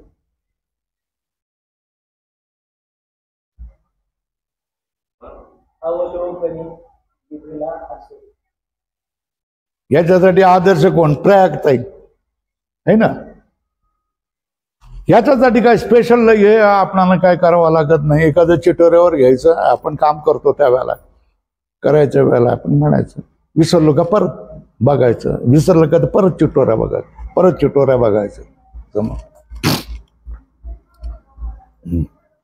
आता सांगा, हे जे शरीर तुम्हाला मनुष्य शरीराचं लाभलेलं आहे, हे चांगलं आहे का वाईट आहे? हा, देवेलीला देह भजना गोमटा. नाही ना, चांगलं का वाईट आहे? हे तुम्हाला दुःख देत आहे, त्रास देत आहे. म्हणून साधू संत सांगतात हे मिथ्या आहे, खोट आहे, हे त्याला आपलं मानू नका असं सांगतात की नाही. मी देह नाही, मी आत्मा आहे म्हणजे तिरस्कार करा म्हणून सांगतात की नाही. पण तुकाराम महाराज सांगतात, काय सांगतात? शरीर उत्तम चांगले, शरीर सुखाचे घोषले, लिहून घ्या, साधे होय केले, शरीरे साधिले परब्रह्म. लिहून घ्या. है ना, शिकायचं असतं ते हेच शिकायचं असतं. अर्थ समजून घ्यायचा असतो तो हाच समजून घ्यायचा.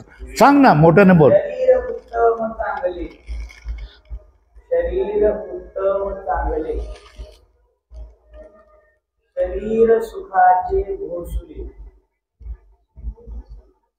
घोषले, शरीर सुखाचे घोषले, शरीरे साध्य होय केले, शरीरे साध्य होय केले, शरीरे साधिले परब्रह्म, शरीरे साध्य होय केले, शरीरे साधिले परब्रह्म.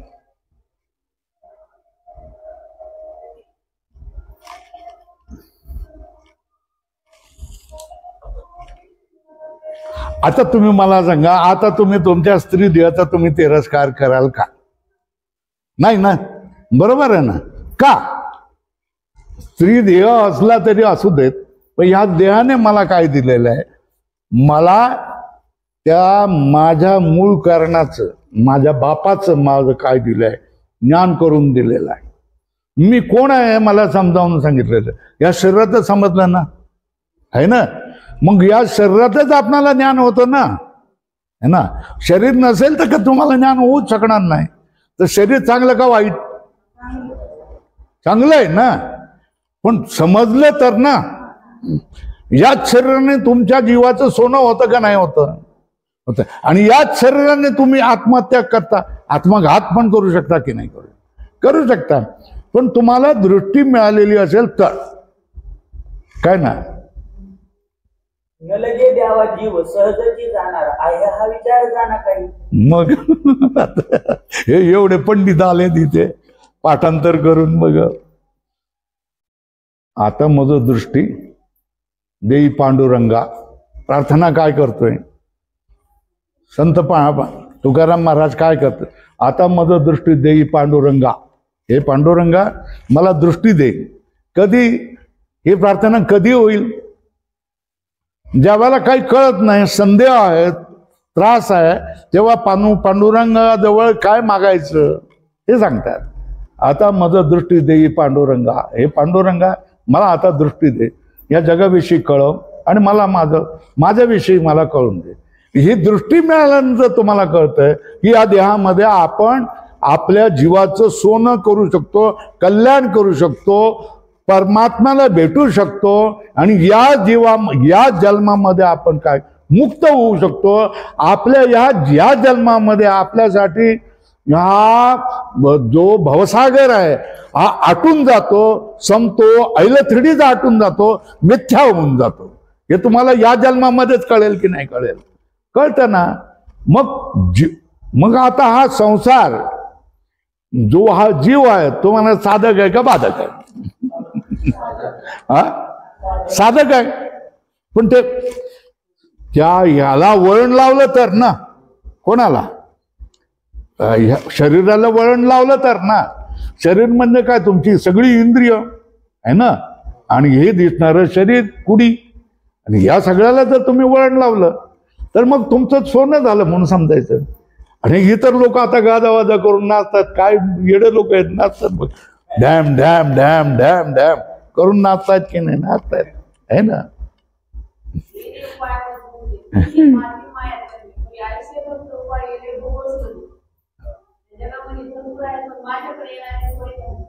होय, मनुष्यानं तर थोड्यापैकी आपण आहोत की नाही? एवढं तर निश्चित झालं का? थोडे, ते जे थोडे आहेत त्याच्यापैकी आपण आहोत की नाही? आता हे कशामुळे? कृपेमुळे ते कसं म्हणायचं? त्याच्यासाठी काय प्रमाण? जन्मोजन्मी आम्ही बहु पुण्य केले, तेव्हा या विठ्ठले कृपा केली. है ना? आपणाला धन्य वाटतं की नाही सांगा? हे धन्य वाटणं महत्वाचं आहे ना? आपल्या जीवनाविषयी धन्यता वाटणं हे महत्वाचं आहे. आपल्या जीवनामध्ये आपण पुरुषार्थ केला, गुरुला धुंडला, पुरुषार्थ केला, आपल्या सगळं याचं ज्ञान प्राप्त केलं, ही जी धन्यता आहे ना. पुढे तुकाराम महाराज आणखी वेळाला का म्हण, धन्य आम्ही जन्मा आलो, आहे ना. कोणाचे दास होतो? बायकोचे दास होतो, नवऱ्याचे दास होतो, मुलाचे दास होतो, सगळ्याचे दास होतो ना, है ना. सारे दास होसी संसाराचा खर, दुःखाचे डोंगर भोगावया. बरोबर आहे ना. आता आपण कोणाचे झालो? देवाचे दास झालो ना. दास विठोबाचे झालो. दास विठोबाचे झाले म्हणजे काय? त्याचं सगळं सुख आपणाला मिळणार ना, है ना. ज्याच्याजवळ सुखाची राशी आहे त्या राशीमध्ये थोडेकण आपणालाही मिळणार की नाही, आणि ती परमसुखाची राशी आहे. तर हे सगळं आपणाला कळणं महत्वाचं आहे. हे कळलं की आपल्या जवळ आपल्याला लागलेली जी भूत आहेत, कुठली भूत आहेत? आपल्याला लागलेली जी वेळ आहेत की मी दुःखी आहे, मी बाई आहे, मला त्रास होतोय, मला कोणीच विचारत नाही, मला कोणीच सन्मान करत नाही, हे ज्या सगळ्या गोष्टी आहेत है ना, या सगळ्या गोष्टी कुठे पळून जातात. समजलं ना? तुम्हाला कोणाची जरूर राहत नाही. समजलं ना? कोणाची जरूर लागत नाही. एकदा त्या देवाशी तुमचं नातं जडलं है ना, तुम्ही त्या देवाला पायाला मिठी घट्ट तुम्ही एकदा मारली की तुम्हाला जगाचं काही वाटेन असं होतं. जगातल्या कशाही गोष्टीविषयी तुम्हाला वाटेन असं होऊन जातं. सगळे कष्ट, सगळे त्रास संपून जातात. आता आपण याचं सार काढूया. सारांश, सर्व जीव देव स्वरूप आहेत आणि परस्परामधील भासणारा भेद औपाधिक असल्यामुळे, कल्पित असल्यामुळे मिथ्या आहे. युक्तीप्रमाणे कल्पित किंवा मिथ्या आहे. बरोबर आहे. असे यथार्थ जाणून नुसते जाणून उपयोग नाही. एकदा जाणलं असं नाही, व्यवहारामध्ये आला पाहिजे, रोजच्या व्यवहारामध्ये आला पाहिजे. तसा दृढ निश्चय करून द्वेषरहित व निर्मत्सर व्हावे. कसं व्हावं? दोन गोड, द्वेषरहित और निर्मत्सर व्हावं. आता बघा, तुम्हाला सांगा, गे तुम्ही तुम्हाला कळलं म्हणजे काय, तुम्ही एकदम स्वतःसारखे सरळ व्हाल अशी आहे का गोष्ट? हा, म्हणजे तुम्हाला कधीच राग येणार नाही असं होणार आहे? होणार का? हा, येणार ना. हा, कधी जी सवय लागलेली आहे त्याप्रमाणे कोणाचा तरी तुम्ही द्वेष करणार नाही का? होणार आहे ना. प्रश्न आहे की त्या द्वेषाचं ताकद किती, शक्ती किती. द्वेष असा आहे की थोडा द्वेष असेल, तुम्ही जाऊन त्याची माफी मागितली की संपलं काम. काय, मी असं बोलून गेलो पण मला असं बोलायचं नव्हतं, जमलं तर तुम्ही माफी करा, है ना. आता तो माणूसही जर शहाणा असेल तर समजून घेईल, नाही तर तो द्वेष करेल. पण द्वेष जो करणार आहे त्याचं फळ कोणाला? हे लक्षात येत आहे ना. द्वेष जो करणार आहे त्याचं फळ त्यालाच मिळणार. आणि तुम्ही जर द्वेषापासून दूर राहिलात तर त्याचं फळ कोणाला? तुम्हालाच. द्वेषापासून दूर राहिलात तर फळ कोणाला? तुम्हालाच. समजा चुकलात, रागावलात, तुम्ही काय बोललात, एखादी शिवी घातली, आणखी काय केलं, आणि तुम्ही जाऊन त्याची माफी मागितली की जमलं, हे मला असं करायचं नव्हतं, रागाच्या भरामध्ये झालं, पण मला माफी करा तुम्ही. जो तुम्ही सांगेल तुम्ही दंड द्यायला तयार आहे लागेल असं बोलल्यानंतर मग आता काय करणार? आता त्यानेही द्वेष काढून टाकला पाहिजे की नाही? त्याने द्वेष काढला नाही तर फळ कोणाचा? त्याला. आणि तुम्ही द्वेष तुमचा काढून टाकला तर त्याचं फळ कोणाला? हे लक्षात घ्या. हा व्यवहार वेदांत ही काही कसरत नाही आहे, शैक्षणिक कसरत नाही, शैक्षणिक सिद्धांत नाही आहे, तर व्यवहारामध्ये आपणाला सुखप्राप्तीचा सरळ आणि सोपा उपाय आहे. हे लक्षात येतंय का? चला मग पुढे. हे द्वेषरहित व निर्मत्सर व्हावं. अद्वेष्टा सर्वभूताना, लिहा या ठिकाणी. अद्वेष्टा सर्वभूताना मैत्र करुणेवच. अद्वेष्टा सर्वभूतानां मैत्र करुणेवच.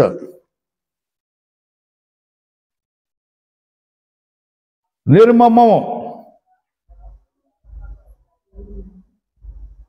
निरहंकारी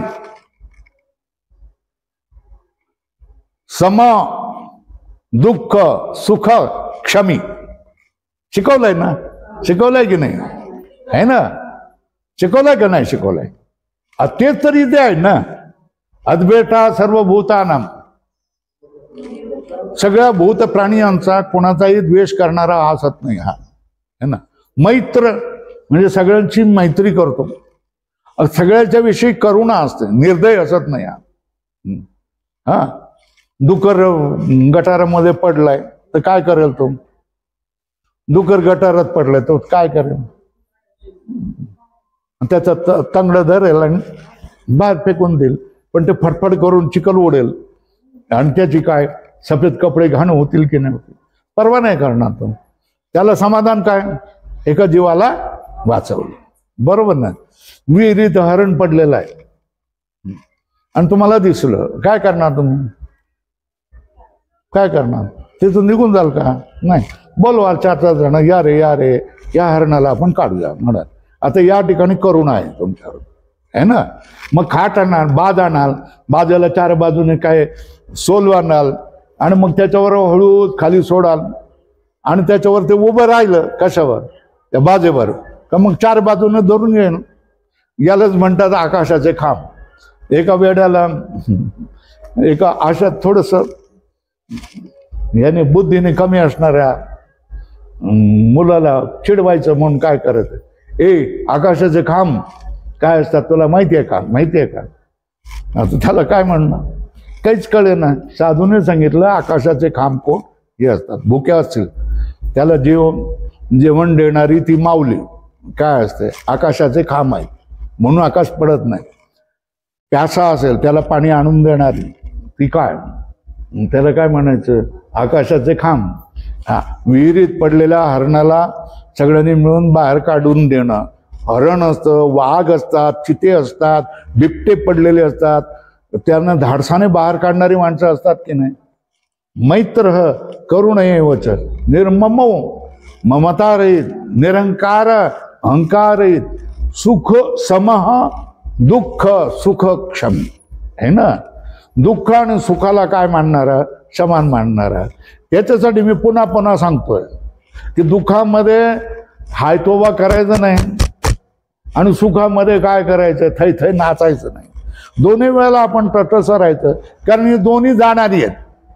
दुःख आलंय ना, मग आपल्या जीवाचं समाधान करावे. दुःख जाणार आहे, कशाला तू एवढं धरून राहिलायस का? जाणार आहे ना, जाणार आहे दुःख, आहे ना.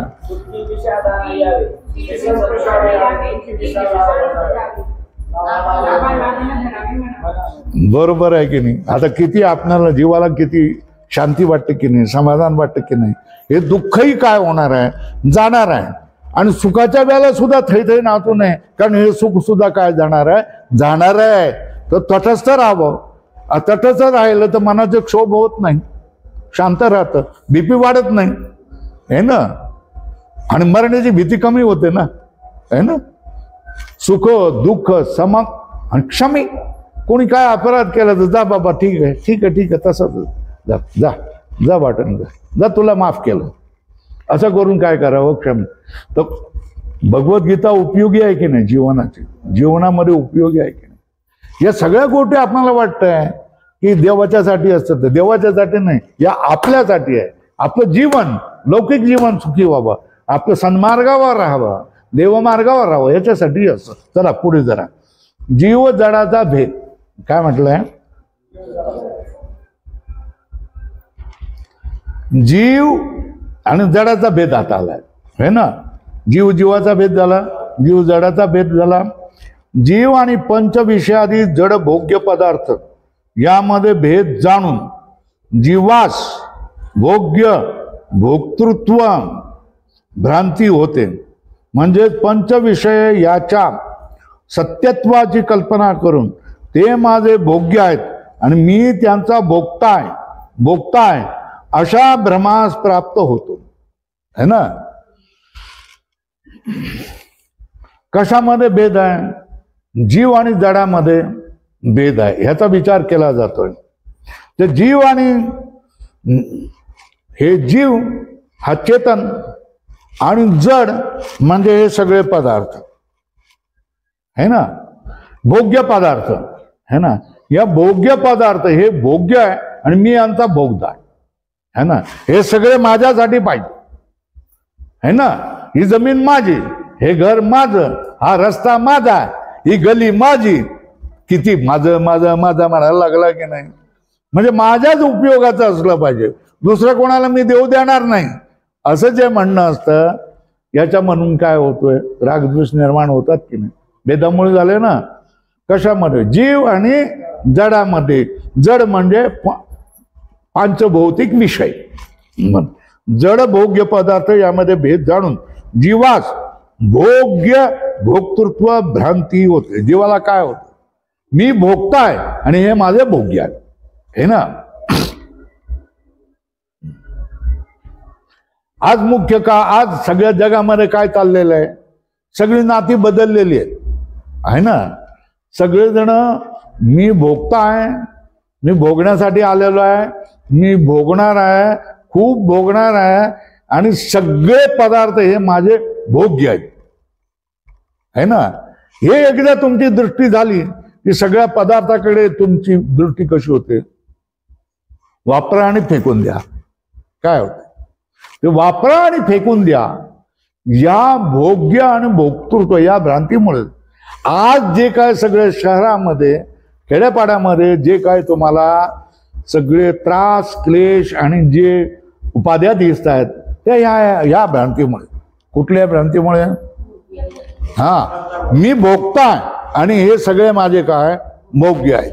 या भोगता आणि भोग्य या भ्रांतीमुळेच काय होत आहे? हे तुमच्या जीवनामध्ये कष्ट त्रास हे येऊन जातात. आता स्त्रीला काय, लग्न झालेल्या स्त्रीला काय म्हणतात? काय म्हणतात? हा हा नाही, अर्धांगी. काय म्हणतात? काय म्हणतात? अर्धांगी. म्हणजे हा अर्धांग आहे आणि ती पण अर्धांग आहे ना. संपूर्ण अंगाचा भाग हा अर्धा आणि तो अकर आहे. जसं नंतर रथाची दोन चाकं असतात, आहे ना. त्याच्यामुळे तर पुरुषाने स्त्रीला काय म्हणून सन्मान केला पाहिजे? ती माझी अर्धांगी आहे म्हणून, आहे ना. आणि स्त्रीने पुरुषाला काय दिलं पाहिजे? हे माझा अर्धांग आहे, असंच म्हटलं पाहिजे की नाही? बरोबर आहे ना. तर स्त्रीचा सन्मान काय म्हणून केला पाहिजे? अर्धांग. पण ज्यावेळेला आजच्या काळामध्ये सगळं जग भोगता आणि भोग्य याच्यामध्ये विभागलं गेलेलं आहे, तर स्त्रीला सुद्धा काय होत आहे? भोग्य तुम्ही मानल्यानंतर मग आजचे लिव्ह इन रिलेशन वगैरे या गोष्टी ज्या येतात, लग्न न करता कुठल्याही स्त्री बरोबर राहणं, लग्न व्हायच्या अगोदरच फेराफेरी करणं, या सगळ्या गोष्टी काय होतात? याच्यामुळे होतात. हे लक्षात येत आहे. आज जे सगळे जे उभे राहिलेले क्लेश त्रास हे कशामुळे? या भ्रांतीमुळे. कुठली भ्रांती? भोक्तृ भोग्य भ्रांती.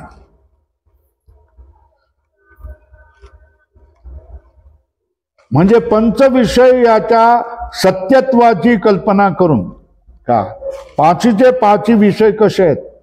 हे सत्य आहेत, म्हणजे खरेच आहेत असे मानून ते माझे भोग्य आहेत आणि मी त्या भोगाचा भोगता. अधोरेखा करा. काय काय गोष्टी मानाव्या लागतात?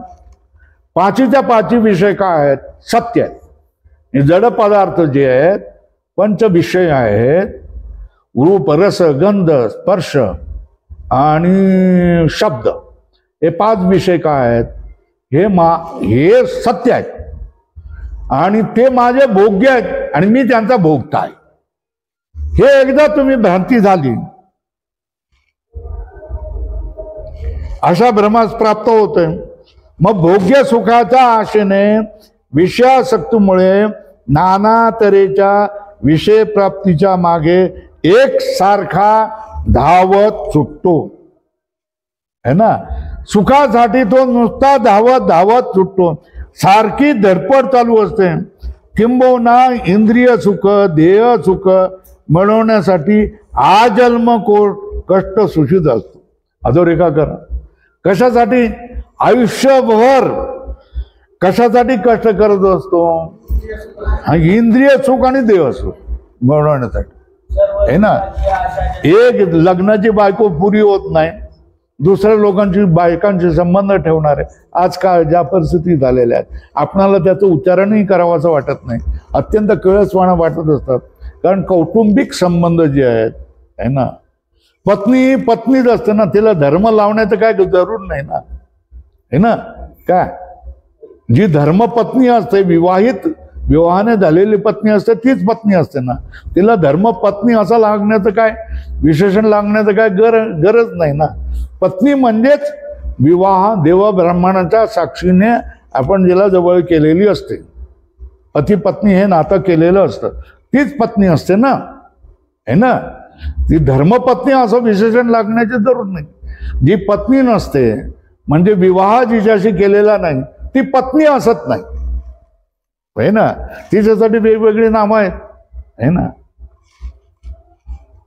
इंद्रिय देहसुख मिळवण्यासाठी आजन्म कष्ट शोषित असतो. त्या भोग्य वस्तूपासून हवेच्या मार्गाने लाभेल त्यावेळी जुळेल त्या प्रकाराने शक्य तेवढे विषय सुख आपल्या पदरी ओढून घेण्याचा प्रयत्न करतो. बरोबर आहे ना. या ठिकाणी सुखाचं काय आहे? सुख कसलं असलं पाहिजे? सुख कसं असलं पाहिजे? कशासारखं असलं पाहिजे? रातराणीच्या सुगंधासारखं असलं पाहिजे है ना.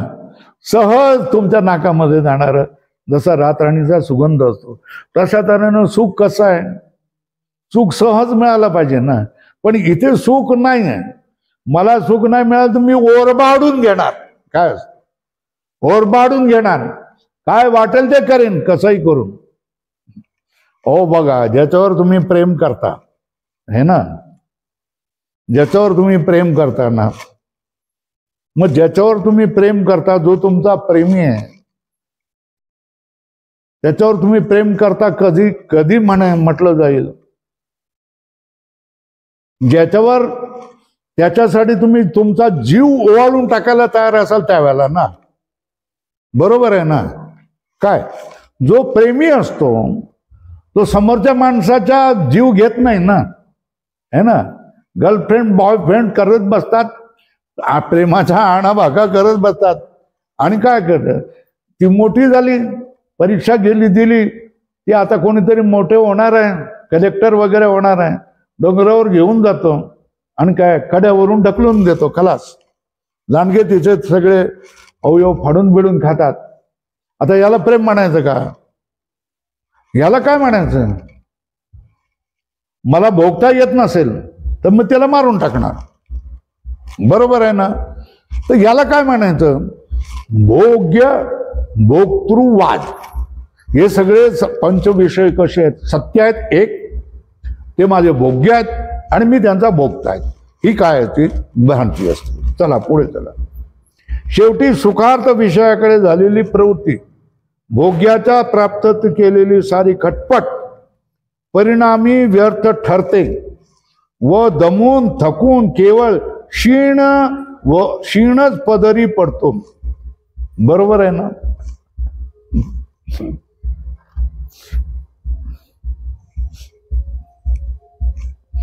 आपण यात्रेला जातो, बरोबर आहे ना.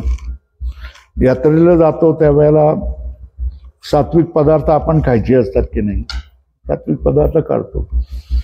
आपल्या शेतकऱ्याकडे काय, सकाळला काहीतरी कुरडया, पापड्या, शेंगदाणे असं खायचं आणि 10 वाजता काय करायचं? जेवायचं. जमलं तर दुपारी 2-3 वाजता जेवायचं आणि रात्री असं 3 वेळेला जेवण असतं, बरोबर आहे. याच्यामध्ये तो काही खात नाही. पण ही जी शहरातली मंडळी आहेत ही काय उठता बसता केव्हाही काहीही खात बसतात. आणि विशेषतः ही काय करतात, ज्या वेळेला तुम्ही प्रवासाला निघतात त्यावेळेला काय जे दिसेल त्यावेळेला शेंगदाणे मिळाले, पापड्या मिळाल्या, दुसरं काय मिळालं, हे मिळाले, केळीची चिप्स मिळाल्या, आणखी काय मिळालं, बटाटा वड्या मिळाल्या, इडल्या मिळाल्या, खात बसतात, संबंध खात बसतात. आणि शहरातली माणसं तर नुसतं मचा मचा मचा मचा काय जिथे दिसेल त्या ठिकाणी खात असतात. म्हणजे भोग्य ना अतिरेक, भोग्य सुखाचा अतिरेक झाल्यानंतर ते सुख तुम्हाला पचू शकणार नाही, आहे ना. शरीराला किती वेळेला जेवणाची आवश्यकता असते? 2 वेळेला. मी सध्या 2 वेळेला भागवतोय काम. किती वाजता? 2 वेळेला जेवणाची भूक लागते. त्यावेळेला 10:30 वाजता, 9 वाजता, 10 वाजता एकदा त्याला कोंबा पेट्रोल टाका की संध्याकाळला परत 5:30 वाजता ते बुक करेल, त्यावेळेला 5:30 वाजता टाका. हे टाकलं का तुम्ही स्वस्थ राहता. व्यायाम करत राहा, शरीराला व्यायामाची आवश्यकता असते, व्यायाम करत राहा, मग तुम्ही सुखी राहतात. पण सबंध दिवसभर आता साधू संत आल्यानंतर एवढा त्रास असतो, तुम्हाला वाटतं की साधू संत म्हणजे सुख असेल, यांना फुकट बसून सगळं मिळत आहे, असं नाही. आता ती याने काय आणलं, टरबूज आणलं, मग तिने काय आणलं, नारळाचं पाणी आणलं, मग तिने काय आणलं, द्राक्ष आणलं, मग तिने काय आणलं, घरून पापुडी आणलं, आणि सगळं तुम्ही खा बरं का स्वामीजी, तुम्ही खावा बरं का स्वामीजी, तुम्ही खा बरं का, खा. आज तो खाईल किती आहे? ज्या वेळेला खायचं होतं त्यावेळेला मिळत नव्हतं, ज्या वेळेला मिळतंय त्यावेळेला आता खाता येत नाही, अशी परिस्थिती होते. मग काय करायचं? तुमच्याकडे फळाचा एवढा डोंगर झालाय, मग तुम्ही काय करणार? अरे रस करण्याला देखील लिमिट आहे की नाही, हे ना. किती 5-10 फळाचा रस कराल ना. मग तुम्ही काय करा, सगळ्या पोरांना ज्यांना मिळत नाही त्यांना वाटून टाका ना. साधं आहे, करुणा असली पाहिजे ना, तुम्ही वाटून टाका. मग तुम्ही आहात त्याच्यावरचा भोग्याच, हे सगळं माझ आहे आणि मीच खाणार असं ठरवलं तर तुमचा सर्वनाश झाल्याशिवाय राहणार नाही, बरोबर आहे ना. तेव्हा ही भ्रांतीपासून आपण जर वेगळं राहिलो आणि दयावंत कृपाळू राहिलो तर मग तुम्ही काय होता, तुम्ही खऱ्या अर्थाने संत होतात.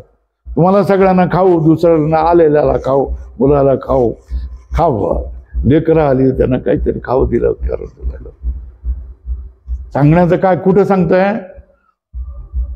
पंचविषय खोटे आहेत, हे ना. त्यांना सत्य मानलंय, ते माझे भोग्य मानलंय आणि मी त्यांचा भोगताय असं मानल्यानंतर काय येणार? तुमच्या शरीराला दुविधाच येणार. शेवटी सुखार्थ विषयाकडे झालेली प्रवृत्ती, भोग्याच्या प्राप्त केलेली सारी खटपट परिणामी व्यर्थ ठरते व दमून थकून केवळ क्षीण व पदरी पडतो. काय पडतोय? रम्य सुखा क्षीणाचे विषयी कुठे आलाय का? आता कोठे धावे मन तुझे चरण देखलिया. हा भाग गेला, पुढे काय गेला? क्षीण गेला, अवघा झाला आनंद. हे आपलं अनुभूती आहे ना त्यांची. भाग गेला, क्षीण गेला.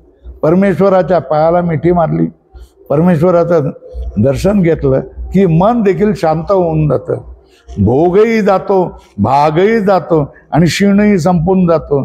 अवघा तुमच्या जीवनामध्ये काय होतोय? तर आनंदाचा स्रोत कुठे आहे? संसारामध्ये आहे का परमेश्वरामध्ये आहे? हे समजून त्याचा निश्चय करणं आवश्यक आहे.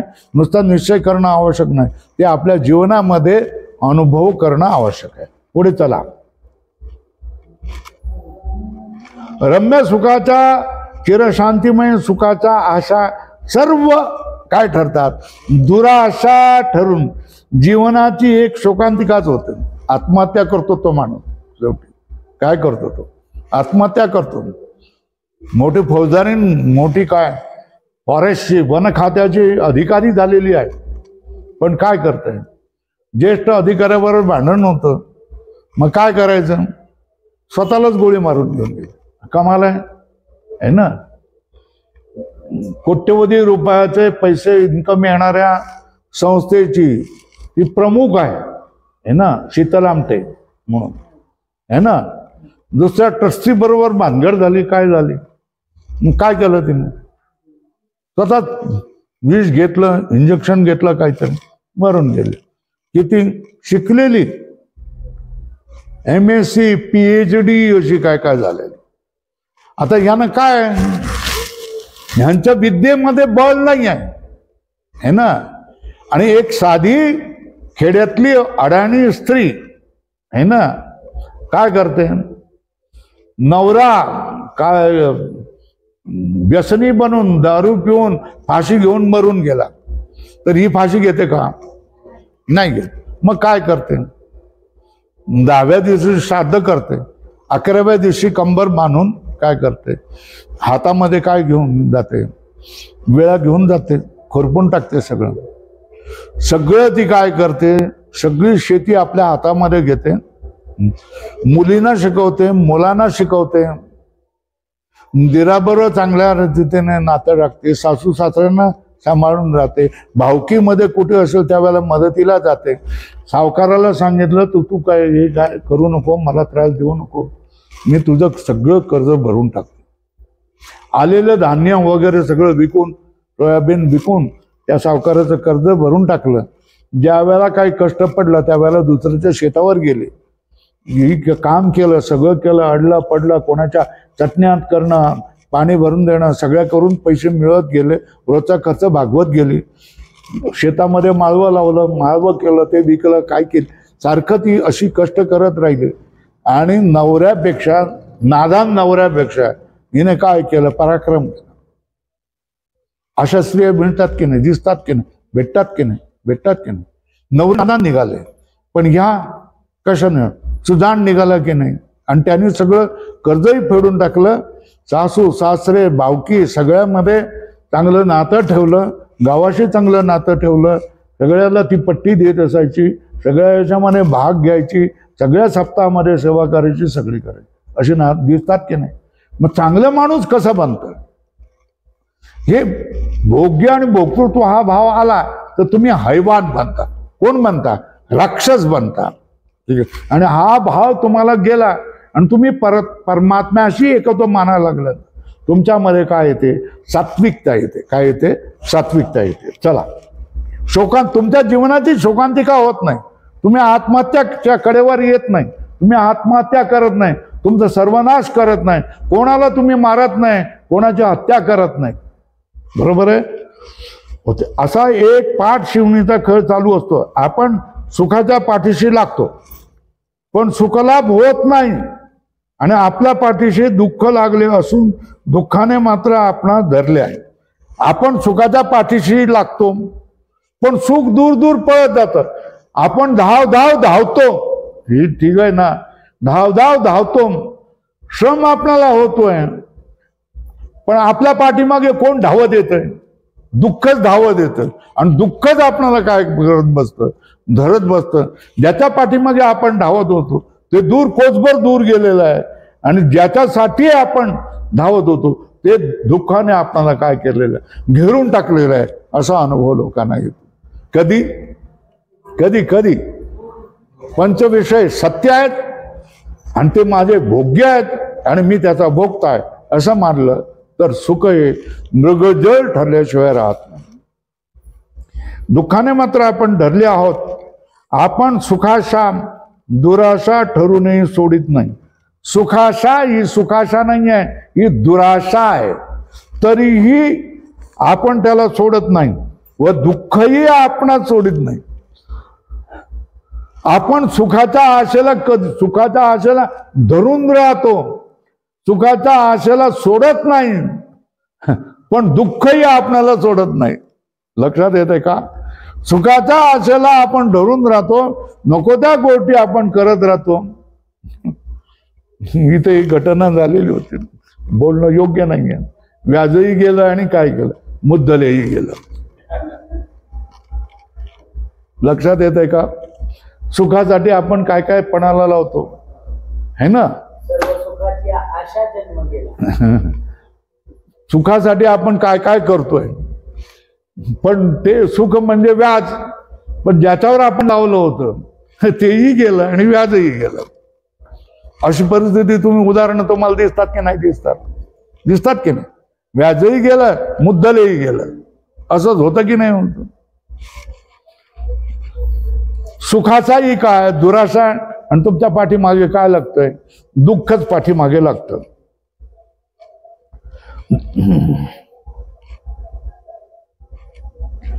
आणि यातच आयुष्य संपल्यामुळे अंत होतो. या आशा वासना तशाच राहतात.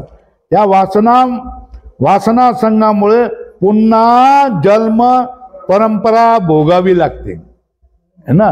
पुन्हा तुमच्या वासना राहिल्या ना, भोगामध्ये तृप्त झाले नाही ना, म्हणून या कुठल्याही परिस्थितीत हट्टाने आग्रहाने तुम्हाला काय करावं लागेल? काय प्राप्त करावं लागेल? या जन्मात धन्यता प्राप्त करावी लागेल. काय काय धन्य आम्ही जन्मा आलो, दास विठोबाचे झालो. हा भाव तुमच्या हृदयामध्ये जागला पाहिजे. हा निश्चय तुमचा झाला पाहिजे. आणि हा निश्चय नाही झाला तर काय हे मिळालं नाही ते मिळालं, या वासना तुमच्या पाठीमागे राहणार. या वासना तुमच्या राहिला, या वासना बीज आहे. त्याला पुढच्या जन्मामध्ये तुम्हाला जन्म मिळून अंकुर मिळाल्याशिवाय राहणार नाही. वासनेचा संग होय अंतकाळी, तै तपोबळी जन्म धरी. बरोबर आहे ना?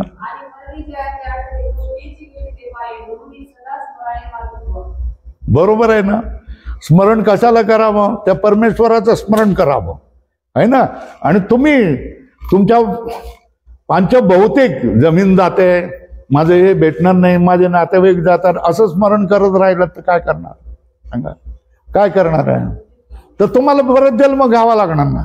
पण तुम्ही रामकृष्ण हरी फोटो विठ्ठलाचा समोर ठेवला आणि रामकृष्ण हरी रामकृष्ण हरी रामकृष्ण हरी रामकृष्ण हरी जप करत करत करत करत गेला तर अंतकाळामध्ये जे तुम्ही स्मरण केलंय त्याचाच तुम्ही जन्म होणार ना. बरोबर आहे ना? हे सगळे संत आपल्याला हे सांगतात ना.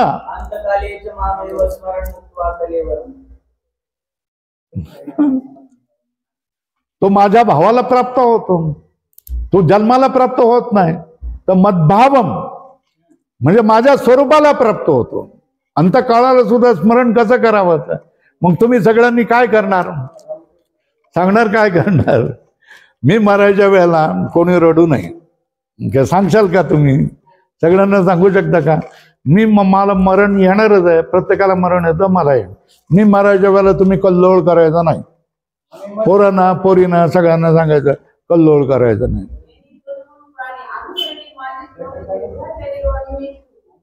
भगवद्गीता म्हणा, आहे ना? विष्णू सहस्रनाम म्हणा, भजन करा, काहीतरी करा, काहीतरी करा. देवाचं नाव घ्या. माझं ज्या वेळेला जीव जातोय, अर्ध जातोय, नाही जातोय, अशा वेळेला मी असेन त्या अवस्थेमध्ये मला भगवंताचं नाव स्मरणच करा. तुमचा तो कल्लोळ मला नका ऐकू. असं तरी तुम्ही तुमच्या लोकांना सांगू शकतात की नाही? मी सांगून ठेवलेलं आहे. या लोकांना सांगून ठेवलं आहे. बिलकुल रडायचं नाही, बिलकुल कल्लोळ. काय करायचं? भगवंताचं नाव घ्यायचं, प्रार्थना करा, भगवद्गीता म्हणा, विष्णू सहस्रनाम. पुढे चला. त्या आशा वासना तशाच राहतात. त्या वासना संघामुळे पुन्हा जन्म मरण परंपरा भोगावी लागते. ती लागतच. भोग्य भोगता याविषयी ते जसे आहेत त्या उपाधीनेच आहेत. ते भोगता आणि भोग्य हे उपाधीनेच आहेत. आपल्या जसे दिसतात तसे ते सत्य आहेत. या समजुतीने या विषयांपैकी त्या भोग्याविषयी सुखसाधनतेची बुद्धी होते. त्यापासून सुख होईल या आशेने त्या विषयाशी आसक्त होतो आणि या भोग्याविषयी दुःख साधनतेची प्रतिकूल बुद्धी होते. काय? त्याच्याविषयी तिरस्कार वाटून त्या विषयाकडे फिरकण्याचीही बुद्धी होत नाही. पण तो भ्रम होय. याविषयी श्री भगवान सांगतात, न रूपमस्य तथोपलभ्यते. न रूपम अस्य इह तथोपलभ्यते.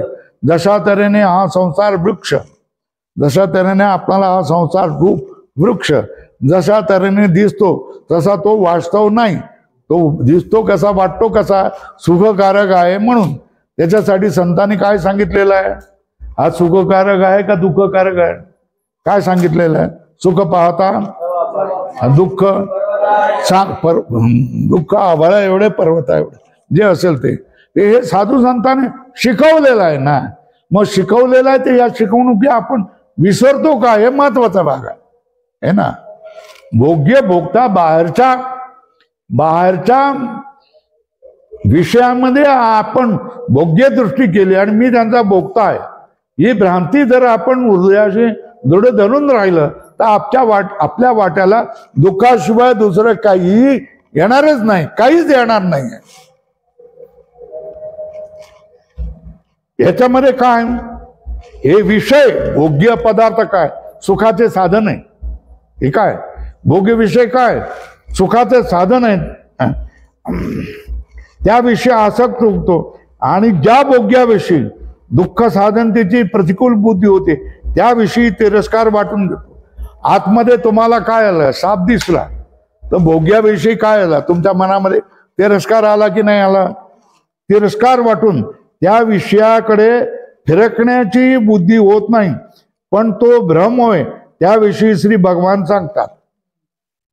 हे विषय सुखाचे साधन आहेत आणि दुःखाचे साधन आहेत.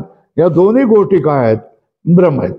सुखाचं साधन आहे त्याच्यामुळे आसक्ती होते, दुःखाचं साधन आहे त्याच्यामुळे काय होतो? द्वेष होतो. आणि दोन्ही गोष्टी काय, आसक्ती आणि द्वेष, राग आणि द्वेष, हे दोन्ही काय तितकेच तिरस्कार आहे, तितकेच काय करणार, दूर ठेवण्याजोगे.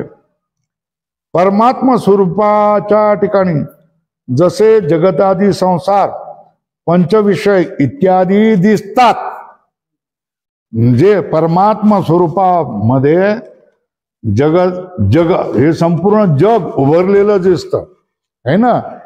परमात्मा मध्ये हे संपूर्ण जग परमात्माला ग्रासून उरल्यासारखं आपल्याला वाटतंय. हे पंचविषयाचं, त्याच्यामध्ये केवळ 5 विषय असतात, इत्यादी दिसतात. तसे ते सत्यत्वाने उपलब्ध होत नाहीत, पण ते दिसतात, पण ते सत्य रूपाने उपलब्ध होत नाहीत. असे असताना भोग्य भोगत्यास सत्य समजून, भोग्यही सत्य आहे भोगताही सत्य आहे समजून त्या विषयापासून सुख होईल, अर्थात विषय प्राप्ती व सुख यांच्यात साध्य साधन भाव वस्तुता नसून तो आहे. भ्रांती काय, भ्रांती काय, सुख हे साध्य आणि त्याचं साधन कोण? विषय भोग्य. बरोबर आहे. भोग्य पदार्थ आणि सुख याच्यामधला कुठला संबंध? साध्य साधन संबंध. हे सुख हे माझ्या जीवनाचं साध्य आहे आणि हे काय त्याचं साधन आहे. ही खरं म्हणजे काय भ्रांती आहे. हे विषय हे कधीच सुखाचे साधन नाही आहे. भोग्य भोगत्या सत्य समजून, भोग्य विषय हे पण सत्य आहे आणि भोगता हा पण काय सत्यच आहे. त्या विषयापासून सुख होईल, अर्थात विषय प्राप्ती व सुख यांच्यात साध्य साधन भाव वस्तुता नसून तो आहे. काय हे 5 विषय आहेत, 5 विषयही मिथ्या आहेत म्हणून भोग्यही मिथ्या आहे. आणि ह्यांचा मी भोगता आहे, तो भोगता तुम्ही मानतात, हे भोग्य आहेत म्हणून भोगतायत. भोग्य मिथ्या झाल्यानंतर भोगता पण मिथ्या होतो. तेव्हा भोग्य आणि भोगता आणि दोघांमधले असणारा भोग्य भोगता संबंध, या तिन्ही गोष्टी काय आहेत? खोट्या असताना देखील आपण त्यांना काय मानतोय? सत्य मानतो. हे भोग्य सत्य आहे, मी भोगता सत्य आहे आणि या दोघांमधला भोग्य भोगता संबंध हा पण सत्य आहे. या तिन्ही गोष्टी सत्य मानल्यामुळे आपणाला काय होतोय? दुःखाला आपण प्राप्त होतो. या समजुतीने आणि या समजुतीच्या पोटी निर्माण होणाऱ्या तीव्रतम सुखेच्छेने प्रेरित होऊन जन्मल्यापासून मरेपर्यंत सुखासाठी प्रयत्न करून शेवटी परिणामी दुःख एक, नंतर अतृप्ती, अप्राप्तांत कौतुक व प्राप्त विषयाविषयी अनादर. क्या? अप्राप्त विषयाविषयी कौतुक आणि प्राप्त विषयाविषयी अनादर होऊन तुमच्या वाट्याला काय येते? दुराशाच येते. कितीही तुम्हाला सुखाचे विषय असून देत. हे बघा, ज्यावेळेला तुम्ही पायी चालत होता त्यावेळेला ओढला जाण्यासाठी तुम्हाला काय वाटत होतं? एक सायकल मिळाली असती तर बरं झालं. रोज 5 किलोमीटर चालावं लागतं, श्रम काय होतील? कमी होतील, है ना. सुदैवाने कोणीतरी सायकल, ही घ्या सायकल, तुम्हाला सायकल पाहिजे, सायकल आणून देतो. बरोबर आहे. सायकल आणून दिल्यानंतर बाकीचे लोक मोटरसायकलीने जातात. मी सायकल चालवत जातोय, पायडल मारत मारत मारत, आणि बाकीचे ढुर करून काय करतात? मोटरसायकलने जातात. आता त्याच्याविषयी द्वेष निर्माण होतो की नाही? आपल्याविषयी मी कसला दुर्भाग्य, मला सायकल आहे, त्याला बघा कशा तर मोटरसायकल मिळाली. तर देव म्हणतो की जा, तुलाही कोणीतरी मोटरसायकल देतील. कुठलं तरी ही आली, हप्ता आला कुठला तरी, 20-25 हजार रुपये मिळाले, त्याने सेकंड हँड मोटरसायकल घेतली. त्याच्यासाठी पेट्रोल वगैरे भरायला लागलं. आता शांती झाली पाहिजे की नाही? मोटरसायकलने रोज जायला लागलं, होय ना. मोटरसायकलने रोज जायला लागला, दुधाबिधाचं उत्पन्न वाढलं, आणखी उत्पन्न, शेतातलं उत्पन्न वाढलं, तर त्याला वाटायला लागलं हे मोटरसायकलचं काय करायचं? त्याच्यापेक्षा बाकीच्या सगळ्या लोकांजवळ घरोघर गाड्या आलेल्या, माझ्याकडे सुद्धा गाडी यावी, जाऊ देत, उत्पन्न होते. ह्याची काय केली? अर्धी जुनी पाणी 4 लाखामध्ये 5 लाखामध्ये 4 चाकी पण घेऊन गेला. आता 4 चाकीतून रुबाबामध्ये फिरायला लागला. आता 4 चाकी मिळाली ना, मग आता आनंद व्हायला पाहिजे की नाही? अहो, रस्ता किती खराब आहे, खड्ड्यामध्ये किती त्रास होतो. तोपर्यंत त्याचं उत्पन्न वाढलं, ऊस वाढले, राजकारणामध्ये गेला, सगळं गेला, आमदारकीची स्वप्न पडायला लागले. मग आता त्याला काय वाटायला लागलंय? आता फॉर्च्युनर घ्यावी असं त्याला वाटायला लागलं. किती त्यांची ऐपतही वाढली. किती वाढली? 25 लाख. की फॉर्च्युनर घेण्या इतकी त्याची ऐपत वाढली. आता हे किती चालणार? मग फॉर्च्युनर पाहिजे, मग स्वतःचं काय चाललं? हेलिकॉप्टर पाहिजे, मग स्वतःचं विमान पाहिजे. याला कधी अंत आहे का? मला सांगा, या गोष्टीला अंत आहे का? नाही.